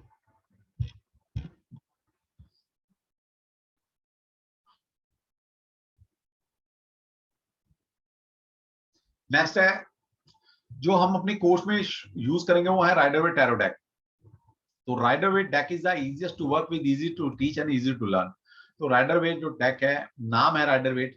कार्ड मैंने बताया ना, ओशो जैन कार्ड भी आते हैं, साई कार्ड है, रामायण कार्ड है, एंजेलिक कार्ड आते हैं बहुत सारे। तो कार्ड बहुत सारे किस्म के हो गए हैं। तो हम जो पढ़ेंगे राइडर वेट पढ़ेंगे। It is a creation of combined efforts of author Edward Waite and पल्मा कॉलमन स्मिथ। तो ये दो इंसानों की मेहनत का नतीजा है, जो कार्ड हम पढ़ पा रहे हैं एक ऑथेंटिक रूप में। ठीक है, पहले क्या था कि गेम में पाए गए, ओके, लेकिन इनको गेम से निकालकर एक प्रॉपर कार्ड की फॉर्म में, और कैसे इनसे क्या चीज निकाली जा सकती है, ये सबसे पहले लेकर आए थे Edward Waite and Pamela Colman Smith. तो दो इंसानों ने इन कार्ड को बनाया है, डेवलप किया। जो एडवर्ड वेट थे was a brilliant occultist with a deep understanding of tarot and mystical symbolism. तो जो एडवर्ड वेट इंसान था, वो ब्रिलियंट था, ऑकल्टिस्ट। ऑकल्टिस्ट का मतलब होता है ईश्वरीय विद्याओं को जानकार। तो उसको बहुत सारी ईश्वरीय विद्याएं आती थी, ओके। और उनको, उस इंसान को, उसको मिस्टिकल सिंबल्स की, कलर्स की, नंबर्स की, इन सबकी नॉलेज थी। और पैमिला कॉलमन स्मिथ कौन थी? Smith was a brilliant and talented artist. Both were member of famous order of Golden Dawn, a powerful occult organization which is no longer exist. तो Smith जो है, जो दूसरी उसकी पार्टनर थी, वो बहुत अच्छी टैलेंटेड आर्टिस्ट थी। वो ऐसी आर्टिस्ट थी कि आप कुछ भी उसको इमेजिनेशन लेवल पे बता दो, वो एज इट इज आपकी इमेजिनेशन को पेपर पर स्केच कर सकती है। तो राइडर वेट, एडवर्ड वेट जो थे, उन्होंने क्या किया, अपनी मेडिटेशन में जाकर चीजों को डेवलप किया, जो उनको थॉट आते चले गए, और उन थॉट को वो पैमिला को बताता चला गया। और इस तरह से कार्ड, उन एडवर्ड वेट के जो थॉट थे, इंट्यूशन थी, उसको कार्ड पर उतारने का काम पैमिला ने किया। इस तरह सारे सारे कार्ड डिजाइन किए गए। जो हम टैरो कार्ड पढ़ने वाले हैं, जो टैरो कार्ड टोटल जो होते हैं, the tarot is a deck of 78 cards containing symbols from many ancient cultures. तो टोटल जो कार्ड है वो 78 कार्ड्स हैं। तो हम एक एक कार्ड को डीपली पढ़ने वाले हैं, उसकी साइकोलॉजी में उतरने वाले हैं, उसके कलर्स, उसके नंबर्स, उसमें जेस्चर पोस्चर क्या है, और उसके कॉन्शियसली प्रोबेबल जो कार्ड के मीनिंग से वो क्या हो सकते हैं, या कार्ड को रीड कैसे करना होता है। कार्ड में सब कुछ तो जान नहीं सकते हम, क्योंकि हजारों मतलब हो सकते हैं, लेकिन कॉन्शियस माइंड से जितना हम उस कार्ड को जान पाएंगे, ठीक है, वो तो जाने कम से कम, तो वो हम सबको सिखाने वाले हैं। तो उन कार्ड के अंदर वो पुराने पुराने कल्चर्स के नंबर्स, सिस्टम के कुछ सिंबल्स वहां डाले हुए हैं इन कार्ड्स के अंदर। तो these 78 cards are divided into 22 major arcana cards and 56 minor arcana cards. जो टोटल हमारे जो 78 कार्ड्स हैं, इन 78 कार्ड्स को हमने दो पार्ट में डिवाइड किया हुआ है। एक को बोलते हैं मेजर कार्ड, एक सेट को, दूसरे सेट को बोलते हैं माइनर कार्ड। तो मेजर कार्ड में हमने इन 78 कार्ड में से 22 कार्ड को बोला कि मेजर कार्ड है, और बाकी जो 56 कार्ड बचे हैं उनको बोला ये माइनर कार्ड है। अर्कना का मतलब होता है सीक्रेट। तो 78 के 78 कार्ड ये सीक्रेट कार्ड है। तो जो माइनर अर्कना कार्ड्स हमारे 56 कार्ड हैं, इनको अगेन हमने क्या किया, चार इक्वली सेट में डिवाइड कर लिया, इक्वली डिवाइड कर दिया गया। तो 56 को जब 4 से डिवाइड करेंगे तो आएगा 14। तो हमने क्या किया, माइनर अर्कना के कार्ड को अगेन 4 पार्ट में डिवाइड कर लिया। इन सेट के या सूट के, जो भी आप बोल सकते हैं, इनके नाम दे दिए गए। पहले सेट का नाम रखा पेंटाकल, दूसरी जो सेट थे, हर सेट के अंदर 14 कार्ड है, तो दूसरे सेट का नाम रखा कप, तीसरे का वॉन्ट एंड चौथे का रखा सूट्स। तो जैसे नाम है वैसे ही उन कार्ड के ऊपर वो चीजें बनी होंगी।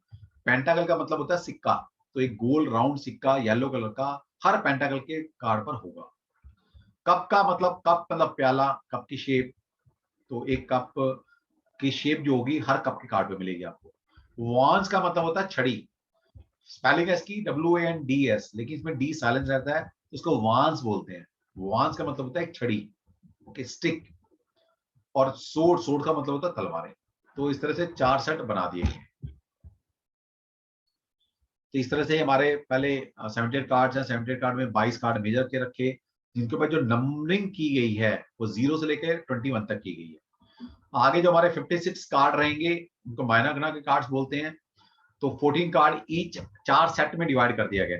तो 56 कार्ड को पहला सेट बनाया पेंटाकल का, दूसरा कप कप का, तीसरा वांस का एंड चौथा सोर्ड्स का।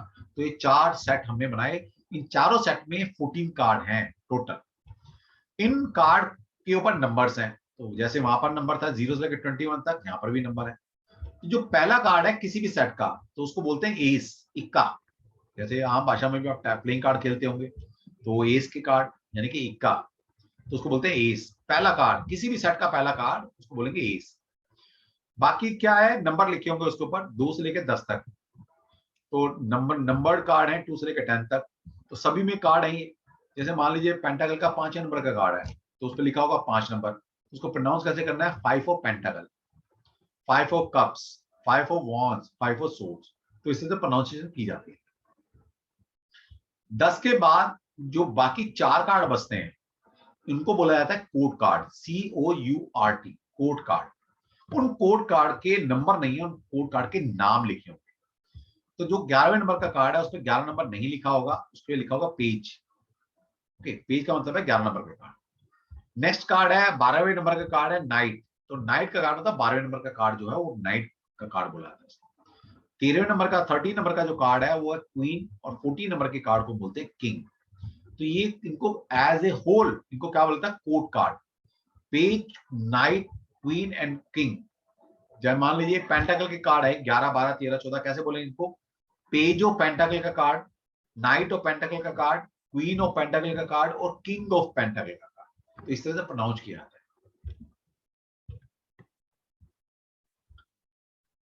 अब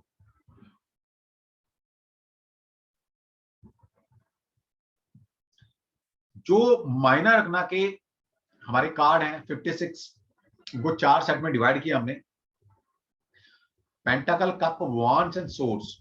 तो इन के कुछ अपने मतलब हैं। मतलब क्या है कि इनको हम एलिमेंट से कोरिलेट कर सकते हैं। एलिमेंट का मतलब है तत्व। जो वास्तु का प्रिंसिपल है, पूरा पूरा वास्तु 5 तत्व की थ्योरी पर या 5 एलिमेंट थ्योरी पर बेस्ड है। आप सभी को पता होना चाहिए, बेसिक चीजें हैं ये। तो 5 एलिमेंट कौन कौन से होते हैं, earth element, water element, fire element, air element और लास्ट है स्पेस एलिमेंट। जिसको आम भाषा में पृथ्वी तत्व, जल तत्व, अग्नि तत्व, वायु तत्व और स्पेस। स्पेस का मतलब है क्या बोलेंगे इसको, स्पेस को हिंदी में क्या बोलते हैं, लिखना कोई, आकाश, आकाश तत्व। ठीक है, तो ये 5 तत्व हैं। तो ये तत्व के अपने अलग मतलब होते हैं। जैसे कि पेंटाकल का मतलब होता है अर्थ एलिमेंट से। पेंटाकल का मतलब क्या है, सिक्का। सिक्का मतलब रुपया, पैसा। ओके। और जब एक आम इंसान क्या कहता है कि मैं लाइफ में स्टेबल नहीं हो पा रहा, तो क्या मतलब समझते हो आप, कि उसके पास पैसा नहीं है या फाइनेंशियली वो स्ट्रांग नहीं है। ये तो मतलब है। हम कहते हैं बच्चों से कि अपने पैरों पर खड़े हो जाइए, तो क्या मतलब है इसका, इसका मतलब ये है कि भाई वो अभी फाइनेंशियली स्टेबल नहीं है, या हम कहते हैं फाइनेंशियली स्टेबल हो जाओ, अपने पैरों पर खड़े हो जाओ। तो जो पेंटाकल के कार्ड हैं वो एलिमेंट के अंदर अर्थ एलिमेंट को रिप्रेजेंट करते हैं। और अर्थ एलिमेंट का मतलब होता है प्रैक्टिकल एलिमेंट है। अर्थ एलिमेंट इसका मतलब होता है money, business, financial and material world से मतलब है इसका। तो ये भी मतलब है कि जब पेंटाकल के कार्ड रीडिंग में सबसे ज्यादा आते हैं, तो इंसान के सामने लगे इश्यूज, क्योंकि लाइफ में इंसान अपने इश्यू डिस्कस करने आएगा आपसे, सामने वाला इंसान, तो पूछने क्या आएगा, क्या पूछने आ सकता है, ये भी कार्ड को देखकर ही बताया जा सकता है। कि सामने वाला इंसान क्या पूछने आया हमसे। तो अगर पेंटाकल के कार्ड निकल कर आते हैं तो इसका मतलब वो मटेरियल वर्ल्ड की बातें करने आए, पैसा नहीं आ रहा, पैसा मर गया, बिजनेस में लॉस हो गया, ठीक है, मतलब वही रुपया पैसा एसेट्स के बारे में बात करेगा आपसे। कप के कार्ड जो होते हैं वो वाटर एलिमेंट को रिप्रेजेंट करते हैं। कप के अंदर क्या डाला था, लिक्विड, लिक्विड का मतलब वाटर एलिमेंट। तो जो कप्स के कार्ड हैं वो एलिमेंट में वाटर एलिमेंट को रिप्रेजेंट करते हैं। और वाटर एलिमेंट के जो कार्ड हैं, कप के जो कार्ड हैं वो इश्यूज में किस इश्यू को रिप्रेजेंट करेंगे। कप का मतलब वाटर एलिमेंट, वाटर का मतलब होता है इमोशंस। तो इमोशंस का मतलब क्या होगा, वही प्यार मोहब्बत, लव अफेयर। तो वो आपके love, romance, friendship, happiness, emotions या रिलेशनशिप, इन इश्यूज को रिप्रेजेंट करता है। तो मतलब कब के कार्ड निकल कर आए हैं, सामने वाला इंसान आपसे क्या डिस्कस करने वाला है, लव अफेयर, इमोशंस, दिल के मामले के बारे में डिस्कस करने आए या कुछ क्वेश्चन पूछने आए। नेक्स्ट है वांस। वांस का मतलब होता है फायर एलिमेंट से इसका कोरिलेशन होता है। और फायर का मतलब होता है किसी भी चीज का को इजाद करना, जन्म देना, है ना। हर चीज की क्रिएशन फायर से होती है, हर चीज क्रिएट फायर से होती है। तो फायर का मतलब है क्रिएशन। तो इसका मतलब है कि सामने वाला इंसान agriculture work, dynamic energy, enterprise या किसी क्रिएशन से रिलेटेड कोई प्रश्न पूछने आया आपसे। और नेक्स्ट है सोर्स, लास्ट है सोर्स। सोर्स का मतलब होता है एयर एलिमेंट। और एयर एलिमेंट सबसे फ्लेक्सिबल एलिमेंट है। और तलवारें, कहते हैं ना मेरे उसके बीच में तलवारें खिंच गई, इसका क्या मतलब है। तो तलवारें खिंचे जाने का मतलब है कि झगड़ा, स्ट्राइक, एग्रेशन, स्ट्रेस, टेंशन और वायलेंस। तो कहीं ना कहीं सामने वाला इंसान झगड़े, एग्रेशन, लिटिगेशन, वायलेंस, इस तरह की बातें, कोई इश्यूज है उसकी लाइफ में, वो आपके क्वेश्चन पूछते हैं। तो कौन से कार्ड निकल कर आते हैं आप ये भी बता सकते हो प्रैक्टिस करने के बाद कि सामने वाले का इश्यू क्या है। जैसे जब हम कुंडली बनाते हैं, प्रश्न कुंडली, तो उस प्रश्न कुंडली में ये भी बताया जा सकता है कि सामने वाला इंसान पूछने क्या है ना। बच्चे के बारे में पूछने आया, अपनी जॉब के बारे में पूछने आया, हेल्थ के बारे में पूछने आया, स्पाउस के बारे में पूछने आया, क्या पूछने आया। तो इसी तरह से जब आप प्रैक्टिस करते हैं तो आप भी अपने कार्ड अपने आप निकाल कर ये जान सकते हो कि सामने वाला इंसान हमसे पूछने क्या है ना, किस इशू के बारे में बात करने आए। तो निकालो, जैसे जैसे कार्ड निकलेंगे वो इशू सामने आएगा। और कोई भी चीज सीखने के लिए दो शब्द का जब तक वो मनन नहीं करोगे तब तक चीजें ओपन लोड में दी बेस्ट नहीं कर पाओगे। वो है श्रद्धा और सबूरी। साईं जी के दो शब्द, श्रद्धा यानी कि फेथ, विश्वास, ओके। दूसरा है सबूरी, सबूरी का मतलब है सब्र, पेशेंस।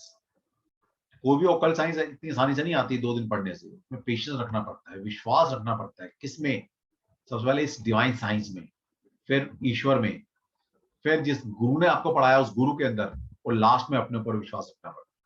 और पेशेंसली अगर आप काम करेंगे डेफिनेटली। अब तक टैरो टैरो के 5000 प्लस स्टूडेंट मैं पढ़ा चुका हूँ। और भगवान की ऐसी कृपा है कि सारे सारे आज की डेट में, मतलब जिसने भी काम करने की सोची है कोई भी खाली नहीं बैठा हुआ। और हिंदुस्तान का कोई ऐसा ऐप नहीं है, एप्लीकेशन, जहां पर मेरे स्टूडेंट टैरो के नहीं काम करे। कोई भी ऐसा ऐप नहीं, उठा कर दो तो 20, 30, 50 तो वैसे निकल आएंगे, ओके। तो जब वो कर सकते हैं तो आप भी कर सकते हो, कोई दिक्कत नहीं। Introduction of tarot. In ancient time most people did not read और राइट। तो आपको पता ही है प्राचीन टाइम में हर बंदा पढ़ा लिखा नहीं होता था, लेकिन वो सिंबल्स की भाषा जानते थे। Symbols were use instead of words to convey the information. तो पहले सिंबल्स के माध्यम से हम एक शब्द को बिना शब्द बोले भी कुछ सिंबल का यूज करते हुए अपनी इंफॉर्मेशन को शेयर कर सकते थे किसी के साथ। Thus, a common language of symbols based on mystical symbols taken from many cultures was developed and put into the card. तो इसी तरह से सिंबल्स एक लैंग्वेज है basically. Colours, numbers, gesture, posture, आपने देखा बहुत सारे सिंबल्स भी इसमें मिलेंगे, अभी दिखाएंगे, बताएंगे आपको उनके मतलब। तो उन हर चीज के मीनिंग है उनका। तो क्या किया, इन कार्ड्स में डिफरेंट कल्चर्स के वो चीजें मिला दी गई। चाहे वो कलर है, चाहे वो नंबर है, चाहे वो जेस्चर पोस्चर है, कोई पिक्चर्स है, कोई सिंबल है, होली सिंबल है, तो वो डाल दी गई सिंबल कार्ड्स में। The key was remained a secret knowledge that was exclusively transmitted by words of mouth from one generation to another. ये कार्ड तो प्रिंट होते रहे, ठीक है, लेकिन इनकी इंफॉर्मेशन के लिए कोई पेपर वर्क नहीं था पहले। ठीक, कार्ड हाथ से पैमिला बनाती चली गई, कार्ड डिस्ट्रीब्यूट होते चले गए, लेकिन जो नॉलेज थी वो माउथ टू माउथ शेयर हुई आगे। कोई लिटरेचर नहीं था इसका पहले, लिटरेचर बहुत बाद में आया है, स्टार्टिंग में कोई लिटरेचर नहीं था इसका।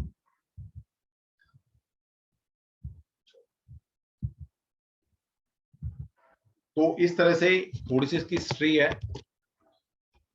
और ये जो हमारा तरीका पढ़ाने का इस तरह है, जैसे पहला कार्ड आपको बता दिया गया, जो लोग पहले से हमारे साथ पेड ग्रुप में ज्वाइन है उन्होंने कार्ड पढ़ लिया होंगे, ठीक है, इसलिए आपको रिकॉर्डिंग पहले भेज दी गई थी कि नेक्स्ट क्लास के बाद तो मतलब अगली क्लास से हम 1 घंटा पढ़ेंगे और फिर आधा घंटा जो भी आपकी क्वेरी रही होगी, चाहे वो आज के सेशन की है, जो मतलब उस दिन का सेशन है उसकी जो क्वेरी है, या पिछली जो वीडियोस हम आपको भेज चुके हैं, जब आप वो वीडियो को पढ़ेंगे तो वहां से भी कुछ क्वेरी जनरेट हो सकती है आपकी।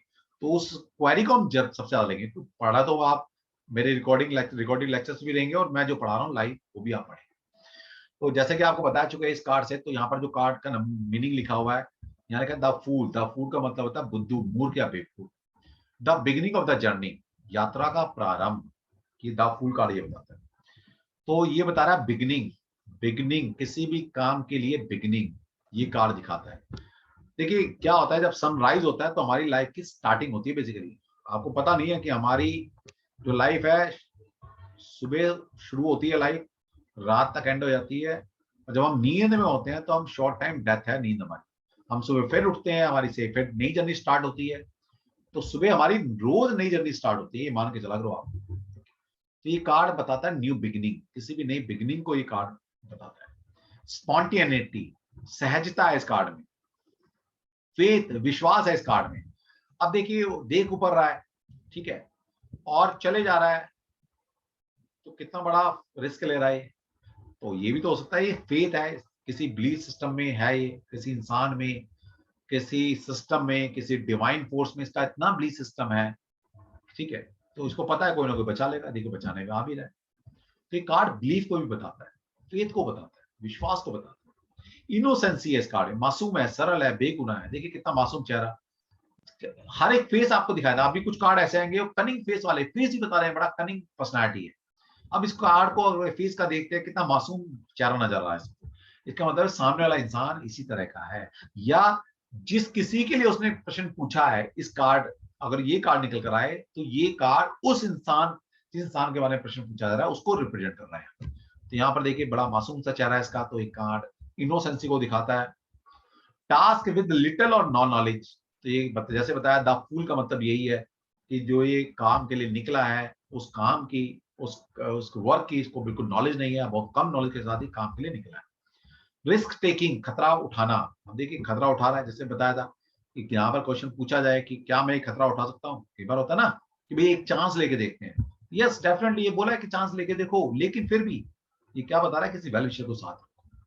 वो वेल विशर भी हो सकता है, वो उस फील्ड का नॉलेजेबल इंसान भी हो सकता है, उसको साथ रख के चले। न्यू एडवेंचरस, नए साहसिक कार्य कर सकते हो आप। आपको पूछे नहीं आ रही कुछ इस तरह का काम है, एक तो होता है ना कि बिल्कुल कोई रिस्क वाला काम नहीं है, चाहे वो फिजिकल रिस्क है या पैसे का रिस्क है। ओके का कुछ काम ऐसे होते हैं जिसमें थोड़ा से फिजिकल रिस्क भी रहता है या फाइनेंशियल रिस्क भी रहता है। तो ये कार्ड बता रहा है कि आप कर सकते हो वो, जिसमें रिस्क वाले काम है।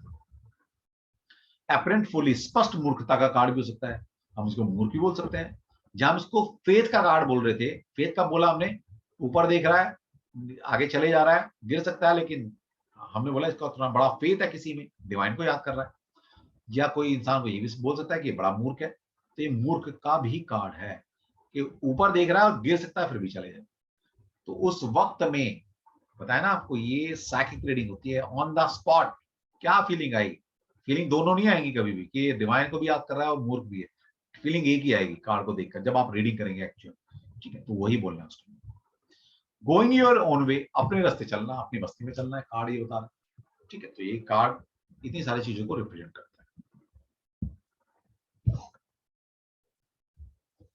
मेजर अरकना का जो 22 कार्ड हमने आपको बताए थे उसमें से दूसरा कार्ड है, उस कार्ड का नाम है द मैजिशियन। कार्ड के ऊपर नंबर जो है वो 1 है, लेकिन क्योंकि हमारी जर्नी जो स्टार्ट हुई है मेजर अरकना के कार्ड्स में वो 0 से स्टार्ट हुई है। टोटल 22 कार्ड है, तो 0 से लेकर 21 तक वहां नंबर्स लिखे होंगे। तो नंबर 1, अब देखिए बहुत बढ़िया कार्ड है द मैजिशियन। द मैजिशियन, जादूगर का मतलब क्या है? जादूगर आपने देखा होगा जादू दिखाता है ना, वो 1 के 2 बना देगा, 2 के 4 बना देगा, कबूतर में से बिल्ली निकालेगा, बिल्ली से कबूतर निकाल देगा। मतलब क्या है, वो कुछ भी कर सकता है, ये मतलब है ना। उसके बाद वो पावर है, चाहे वो इल्यूजन की पावर है, चाहे वो वैसी पावर है, लेकिन उसके पास कुछ ऐसी आर्ट है, कुछ ऐसी कला है कि कुछ भी कर सकता है। जादूगर का मतलब यही है। तो ये कार्ड भी उसको रिप्रेजेंट करता है कि ये कार्ड आ जाए तो ये कुछ भी कर सकता है। इसके पास देखिए इकलौता ऐसा कार्ड है जिसके पास जो 4 एलिमेंट, जो 5 एलिमेंट बताए गए हैं, उन 5 एलिमेंट में से स्पेस एलिमेंट को छोड़कर जो earth element, water element, fire element और एयर एलिमेंट का मतलब पता है क्या है? ये रिसोर्स है आपके। जिसके पास ये चारों एलिमेंट होंगे इसका मतलब है उसके पास पूरे रिसोर्स हैं। जैसे कहते हैं ना धर्म अर्थ काम मोक्ष, या बोलते हैं एक और कहावत है ना कि किसी भी तरह से साम दामन दंड भेद, जिसके बाद ये चारों नीति होंगी वो उसके कोई काम हटा सकते हैं? नहीं हटा सकते। यही कार्ड ये बता रहा है इसके पास एक ऐसी पावर है इस कार्ड में, इसके पास चारों एलिमेंट के रिसोर्स है। अब देखिए इसके पास क्या, देखिए पेंटाकल पड़ा हुआ है, ठीक है, यानी कि पेंटाकल क्या बताता है? मटेरियल फोर्स है इसके पास। कप, कप क्या बता रहा है? इमोशनल फोर्स, वो भी इसके पास है। उसके बाद वांट, छड़ी, क्रिएटिव फोर्स, वो भी इसके पास है। और लास्ट में सूट्स, यानी कि फिजिकल पावर, वो भी इसके पास है। तो साम दाम दंड भेद, सारी नीति है इसके पास, सारे रिसोर्स है इसके पास, और जिसके बाद ये रिसोर्स होते हैं वो कुछ भी कर सकता है। दूसरा, जैसे कि आपको बताया था कि 1 नंबर, इसको कार्ड के ऊपर 1 नंबर लिखा हुआ है, इसके बाद इसका मतलब है इस कार्ड के अंदर 1 नंबर की फोर्स है। 1 number is govern by the Surya, sun से गवर्न होता है। Sun is king, sun is orthodoxy, sun is loyal, sun is royal, sun is initiate करने वाला, सन इज पावर। तो सारी क्वालिटी इस कार्ड के अंदर है। Sun is independent, sun is initiate करने वाला, तो ये सारी पावर इस कार्ड के अंदर है। तो इनसे रिलेटेड कोई भी क्वेश्चन पूछा जाएगा, यस डेफिनेटली वो क्वेश्चन यस की तरफ जाएगा। इसके बाद आते हैं पीछे का एनवायरमेंट। हमेशा कार्ड में रीडिंग करते वक्त सबसे पहले कार्ड का बैकग्राउंड का ओवरऑल एनवायरमेंट देखना सीखो। मैंने क्या बताया था कि जैसा कार्ड का ओवरऑल एनवायरमेंट है वैसा ही सामने वाले की जिंदगी में एनवायरमेंट सिस्टम चल रहा है। देखिए कितना अच्छा एनवायरमेंट है, वो प्योर येलो कलर। फिर सबसे ज्यादा जो लाइफ में आपको मिलता है ना, वो नेचर देती है आपको, लेकिन नेचर की परवाह नहीं करते हम। हमारे यहाँ एक कहावत बोलते हैं पापा, बचपन में सुनते आ रहे हैं, क्योंकि मैं किसान फैमिली से हूं, कि जो अभी अप्रैल आएगा ना, जब होली के बाद गेहूं पकते हैं, तो पापा बोलते हैं कि पुराने जमाने में एक कहावत थी कि अगर अप्रैल में जब गेहूं कटाई होती है उस वक्त में अगर सोने की बारिश भी हो ना, तो वो भी नहीं चाहिए हमें, किसान को वो भी नहीं चाहिए। सोने की बारिश सोचिए, क्योंकि बारिश होती है, पता है क्या होता है आपको पता होगा? अनाज खत्म हो जाता है, अनाज बचता नहीं है, फिर सब खत्म हो जाता है। और जब अनाज खत्म हो जाएगा, मान सोने की बारिश हुई, तो बारिश हुई, अनाज खत्म हो गया, तो सोना खाकर इंसान जिंदा नहीं रह सकता, अन्न खाकर इंसान जिंदा रहे। इसका मतलब वेजिटेशन, नेचर, पेड़ पौधे, वनस्पति, फल फ्रूट, इनसे जीवन है हमारा। रुपए पैसे से जीवन नहीं है। अगर आपको पैसा वैसा दे दूं, ये सारी चीज हटा लूं आपके जीवन से, तो क्या इंसान पैसा खाकर जिंदा रह सकता है क्या? नहीं रह सकता। खाएगा तो इंसान रोटी ना फिर भी। तो जिस कार्ड के अंदर वेजिटेशन, नेचर, पेड़ पौधे, बेलें, फूल पत्तियां नजर आ जाएं, इसका मतलब वो कार्ड प्रॉस्पेरिटी एंड फर्टिलिटी दिखाता है। असली प्रॉस्पेरिटी नेचर है, असली प्रॉस्पेरिटी पैसा नहीं है, ये ध्यान रख लेना। ठीक, तो जिस कार्ड में ये सब चीजें नजर आएंगी वो कार्ड बहुत प्रॉस्पेरिटी लेकर आ रहा है आपकी लाइफ। अब देखिए इस कार्ड में देखिए पेड़ पौधे लटक रहे हैं, डिफरेंट, कुछ कुछ भी हो सकता है, एक बेलें लटक रही हैं, रंग बिरंगे फूल नजर आ रहे हैं, ठीक है। यहाँ पर भी देख सकते हैं आप अच्छे अच्छे फूल, फ्लावर्स कुछ नजर आ रही है आपको। तो ये फर्टिलिटी एंड प्रॉस्पेरिटी का कारक है, सिग्निफिकेटर है ये, तो मिल रही है इस कार्ड में। तो इसका मतलब है सामने वाला इंसान जिसके बारे में भी पूछने आया है, शादी के लिए, बिजनेस के लिए, जॉब के लिए, ठीक है, ट्रांसफर के लिए, प्रमोशन के, जिसके लिए भी पूछने आया है, उसका आंसर यस की तरफ है। उसकी लाइफ में प्रॉस्पेरिटी आ रही, सिंपल सा लॉजिक। ठीक, दूसरा, इस इंसान की पर्सनैलिटी अगर जाननी, इससे पहले इंसान के ऊपर देखिए एक सिंबल चाहिए। इस सिंबल को अगर ध्यान से देखें तो उसमें ऑरा बना हुआ है, व्हाइट व्हाइट लाइट निकल रही है इसमें। और वैसे भी इन्फिनिटी, इन्फिनिटी क्या सिंबल किसको शो करता है? Divine power. क्योंकि हर इंसान की एक लिमिटेशन है, सिर्फ लिमिटेशन किसकी नहीं है? डिवाइन की, उस ईश्वर की, उस एंजल की, कुछ भी बोल सकते हो उसको। तो हमारी हर इंसान की लिमिटेशन है। तो इन्फिनिटी का सिंबल कहता है नो लिमिट।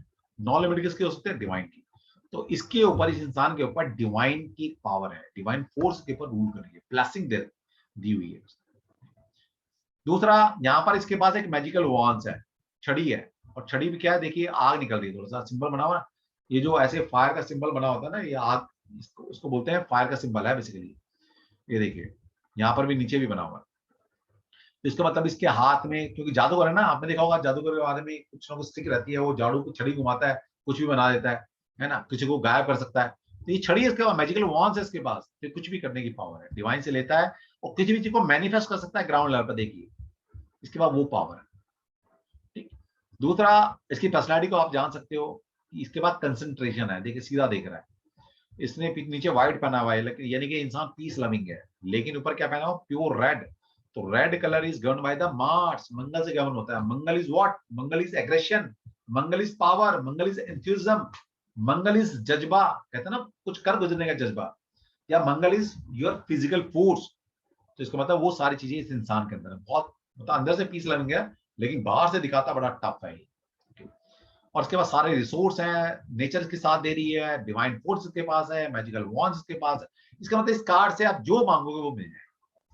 तो ये कार्ड किसका हो सकता है, कॉर्पोरेट या पॉलिटिकल लीडरशिप का कार्ड हो सकता है। तो कॉर्पोरेट का मतलब क्या है, जो कॉर्पोरेट व्यक्ति है या एक अथॉरिटी है, उसके पास सारी पावर्स होती हैं। इस तरह पॉलिटिकल लीडरशिप, पॉलिटिकल इंसान के पास सारी पावर्स होती हैं। डिसीजन मेकर है ये कार्ड, तो ये कार्ड डिसीजन मेकर मेकिंग को दिखाता है। डिसीजन मेकर कौन बनेगा, जिसके पास हर चीज की नॉलेज होगी या डिवाइन पावर होगी। इसके बाद डिवाइन पावर भी है, इसके बाद सूर्य की एनर्जी भी है, इसके बाद सारे एलिमेंट भी पड़े हुए हैं, इसका नेचर की सपोर्ट भी है। इसका मतलब ये डिसीजन मेकर है इंसान। पावर, विल पावर, इसके बाद पावर भी और विल पावर भी दोनों है इसके पास। पावर्स है तो आप देख रहे हैं मंगल की पावर है या सूर्य है, ये 1 नंबर, ये भी पावर को दिखाता है। और विल पावर क्या है, विल पावर तब आ जाती है इंसान के पास जब सारे रिसोर्स होते हैं, नेचर आपको सपोर्ट करे, डिवाइन की ब्लेसिंग आपके पास हो, तो विल पावर अपने आप बन जाएगी। तो इसके बाद दोनों चीजें, स्किल, योग्यता है इसके पास, मास्टरी, ये मास्टरी हो चुकी है इसकी किसी ना किसी चीज में। सेल्फ कॉन्फिडेंस, आत्मविश्वास, जिसके पास सारे रिसोर्स होंगे, डिवाइन की पावर होगी, 1 नंबर की एनर्जी होगी, तो अपने आप ही वो कहते हैं ना कॉन्फिडेंस जनरेट हो जाता है। तो ये कार्ड सेल्फ कॉन्फिडेंस को भी जनरेट करता है। कॉन्शियस अवेयरनेस, चैतन्य जागरूकता, दो तरह की एनर्जी आपका, दो तरह के माइंड आपके पास होते हैं, कॉन्शियस और सबकॉन्शियस माइंड। तो इसके पास कॉन्शियस अवेयरनेस है। कॉन्शियस मतलब पांचों इंद्रियां जानती हैं, इसको पहचानती है, पांचों इंद्रियां इसकी, कि इसके पास क्या क्या रिसोर्स है इसके पास। फिर है कंसंट्रेशन, एकाग्रता का कार्ड है।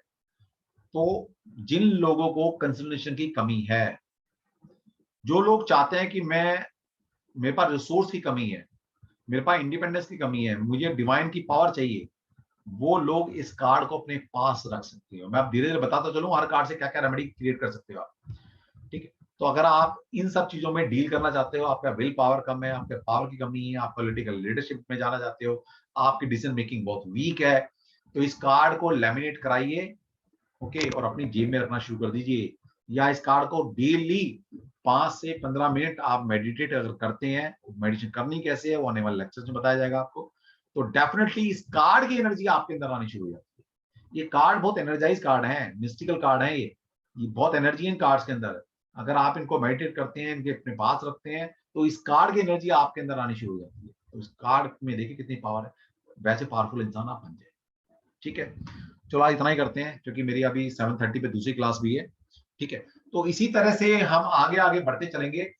आप, मैं थोड़ा कल से स्पीड पकड़ूंगा, क्योंकि ऑलरेडी सबके पास इमेज रखना के पूरे के पूरे 22 कार्ड हम आपको रिकॉर्डिंग पहले भेज चुके हैं, उनको भी मैं दोबारा रिवाइव करूंगा जल्दी में। और फिर आपके क्वेश्चन आंसर, चाहे वो रिकॉर्डिंग सुनकर है, चाहे प्रेजेंट में जो लेक्चर हम डेली करेंगे, तो हम आधा घंटा क्वेश्चन आंसर सेशन किया करेंगे, ताकि डाउट्स कोई ना रहे।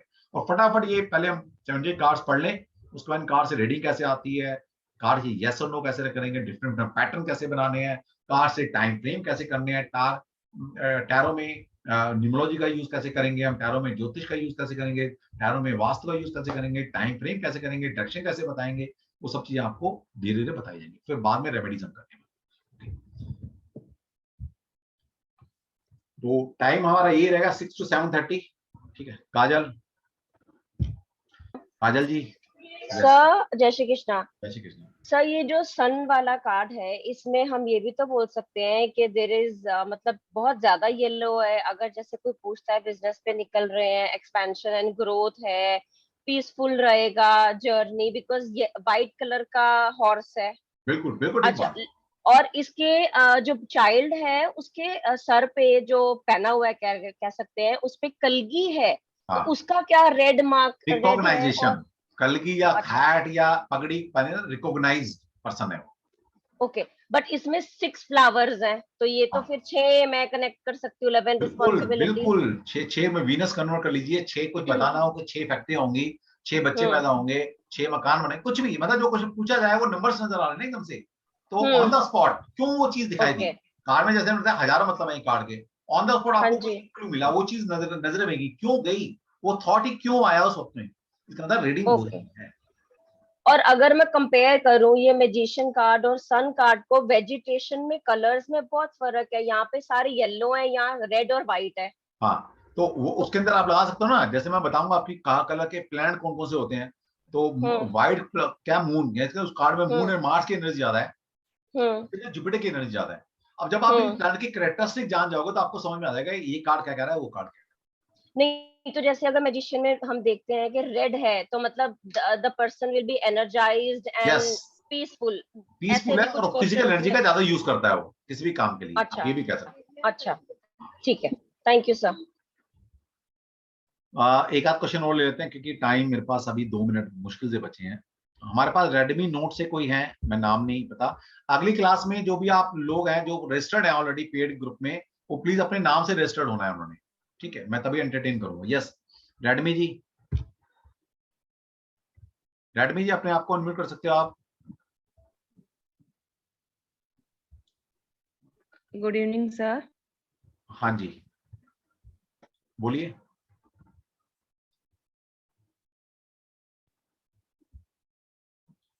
सोनाली, राधे राधे जय श्री सर। कृष्णा। सर ये वीडियोस में ना 3 और 4 वाला वीडियो रिपीट हो गया है, तो 6 to 10 नंबर कार्ड रिवीजन वाले जो आपने भेजे तो वो मिसिंग है। 6 to 10। 10 वाला वीडियो का पूरा मिसिंग है, क्योंकि एक ही 3rd and 4th वीडियो जो गए हैं अलग अलग, लेकिन वो सेम ही वीडियोस आ गए हैं। ठीक है, अच्छा सर, इसमें मुझे पूछना था, जैसे आपने वीडियोस में ही देखे थे, मैंने 13, 14 एंड 16 को आपने कार्मिक नंबर जैसा बोला था, हाँ जी, मतलब डिकोड किया था, हाँ जी, लेकिन 19 तो वैसे कार्मिक होते हुए भी, लेकिन ये तो सन का कार्ड है तो ये तो पॉजिटिव हो गया पूरा का हाँ ये पूरा, पॉजिटिव हो गया ना, लेकिन बिल्कुल ठीक बाकी बात। 13, 14 में तो हमको दिख रहा है नेगेटिविटी। हाँ बिल्कुल ठीक बात है, आप बोल सकते हैं वहां पर, यहाँ पर तो है तो कार्मिक नंबर। कई बार क्या होता है ना, बट देखिए, हाँ मैं बता रहा हूँ उसका मतलब बता रहा हूँ, कभी कभी आपको ऐसा दिखाई देगा कि कार्ड बहुत अच्छा है लेकिन फीलिंग नेगेटिव आ रही है, कई बार ऐसा भी होगा कार्ड पॉजिटिव है लेकिन फीलिंग नेगेटिव आ रही है। तो इसका मतलब ये है कि जो भी कई बार होता है ना, मान लो बच्चे पे हमें गुस्सा आया, या बच्चे के फ्यूचर बनाने के लिए हम कई बार कहते हैं बच्चे को डांट देते हैं, बच्चे को 2 थप्पड़ भी लगा देते हैं, इसका मतलब ये तो ना कि बच्चे के दुश्मन हो गए हम, ऐसा तो नहीं होता ना, क्योंकि बच्चे की भलाई के लिए हम उस टाइम बुरे बने हैं इसके। तो ये धीरे धीरे समझ में आएगा, बट करेंगे इसके बाद डिस्कशन आने वाली क्लास। अच्छा सर, एक और पूछना था कि जैसे आपने इसमें मैजिशियन में स्पेस एलिमेंट मिसिंग बोला, लेकिन जो इन्फिनिटी का साइन है हाँ उसको हम स्पेस एलिमेंट से नहीं डिकोड बिल्कुल कर बिल्कुल सकते, कर सकते हैं, 4 एलिमेंट तो बिकॉज हम वो फिजिकल रूप में दिख रहे हैं। डिवाइन है। यस बिल्कुल, वो पीछे येलो कलर भी है, yellow colour is also a space element. Hmm yellow क्या करेगा, जुपिटर, जुपिटर के एक्सपेंशन, आकाश तत्व का कारक है जुपिटर ग्रह, बिल्कुल वो। सर आप लेकिन हालांकि बताएंगे वो 14 नंबर के कार्ड में 5 का मतलब जो आपने बताया था वो ट्रेड्स मुझे अभी फिलहाल तो थोड़े से कंफ्यूजन वाले हुए, वो आगे वीडियो में आएगा तो मैं समझ जाऊंगी। हाँ क्योंकि वो थोड़े से लग रहा था कि वो 5 नंबर वाले वो रिस्पॉन्सिबिलिटी, 13 में आपने 4 वाला जो मतलब रिस्पॉन्सिबिलिटी वाला एक कार्ड है, वो कुछ आपने वीडियो में बताया था, शायद वो इस बार आप थोड़ा नहीं डिफरेंट कर तरीके लेंगे, से पढ़ लेंगे उसको, बताएंगे। जब आएगा धीरे धीरे बता और देंगे सर आपको। ये जो मजिशियन में हेड गियर जो उसने बांधा हुआ है उसको किस चीज से, पीस से डिकोड करेंगे? पी से, बिल्कुल पी से करेंगे। और बेल्ट जो बांधा है उसमें कमर बेल्ट पे? भी कैसे तो बैलेंस बना के चला हुआ इंसान। ओके, ठीक है, okay, thank you sir. Shriya, Shriya बाद में ले लेंगे, मेरा ना क्लास का टाइम हो चुका है, क्योंकि वो ऑलरेडी 7:30 पे क्लास, दूसरी क्लास जो है वो मैंने वो की हुई है। ठीक है, कल ले लेंगे, नेक्स्ट टाइम ले लेंगे, अब आगे से क्वेश्चन आंसर ले करेंगे, आज तो पहले दिन था, कुछ लोग नए ज्वाइन किए थे हमारे साथ, तो ये था, नेक्स्ट टाइम ले लेंगे। ठीक है, कल मिलते हैं 6 o'clock शार्प। और जो लोग नए हैं अगर ज्वाइन करना चाहते हैं, 2-4 लोग हमने ज्वाइन कराए थे नए, तो आप प्लीज पेमेंट कर दिएगा, फिर आपको ग्रुप में ऐड कर लेंगे, पेड ग्रुप में, पेड ग्रुप हमारा बना हुआ है, तो कल से हम फिर अपनी पढ़ाई को शुरू करेंगे, ठीक। और मैं गृह में से कह के ये आज ही रात को या नहीं तो कल सुबह तक जो आप कह रहे हैं ना डबल डला हो उसको ठीक करा, ठीक है। तो वहां भी पढ़िए, यहाँ भी पढ़िए, आप फिर 2 बार पढ़ लिया ना तो पढ़ने की जरूरत ही नहीं है आपको, वैसी चीजें रट जाएंगे आप, ठीक है। चलो जी, कल मिलते हैं फिर। तो जय श्री कृष्णा के साथ हम एंड करेंगे। तो जय श्री कृष्णा सभी को। जय श्री कृष्ण सर। जय श्री कृष्ण। Thank you. राधे राधे। राधे राधे।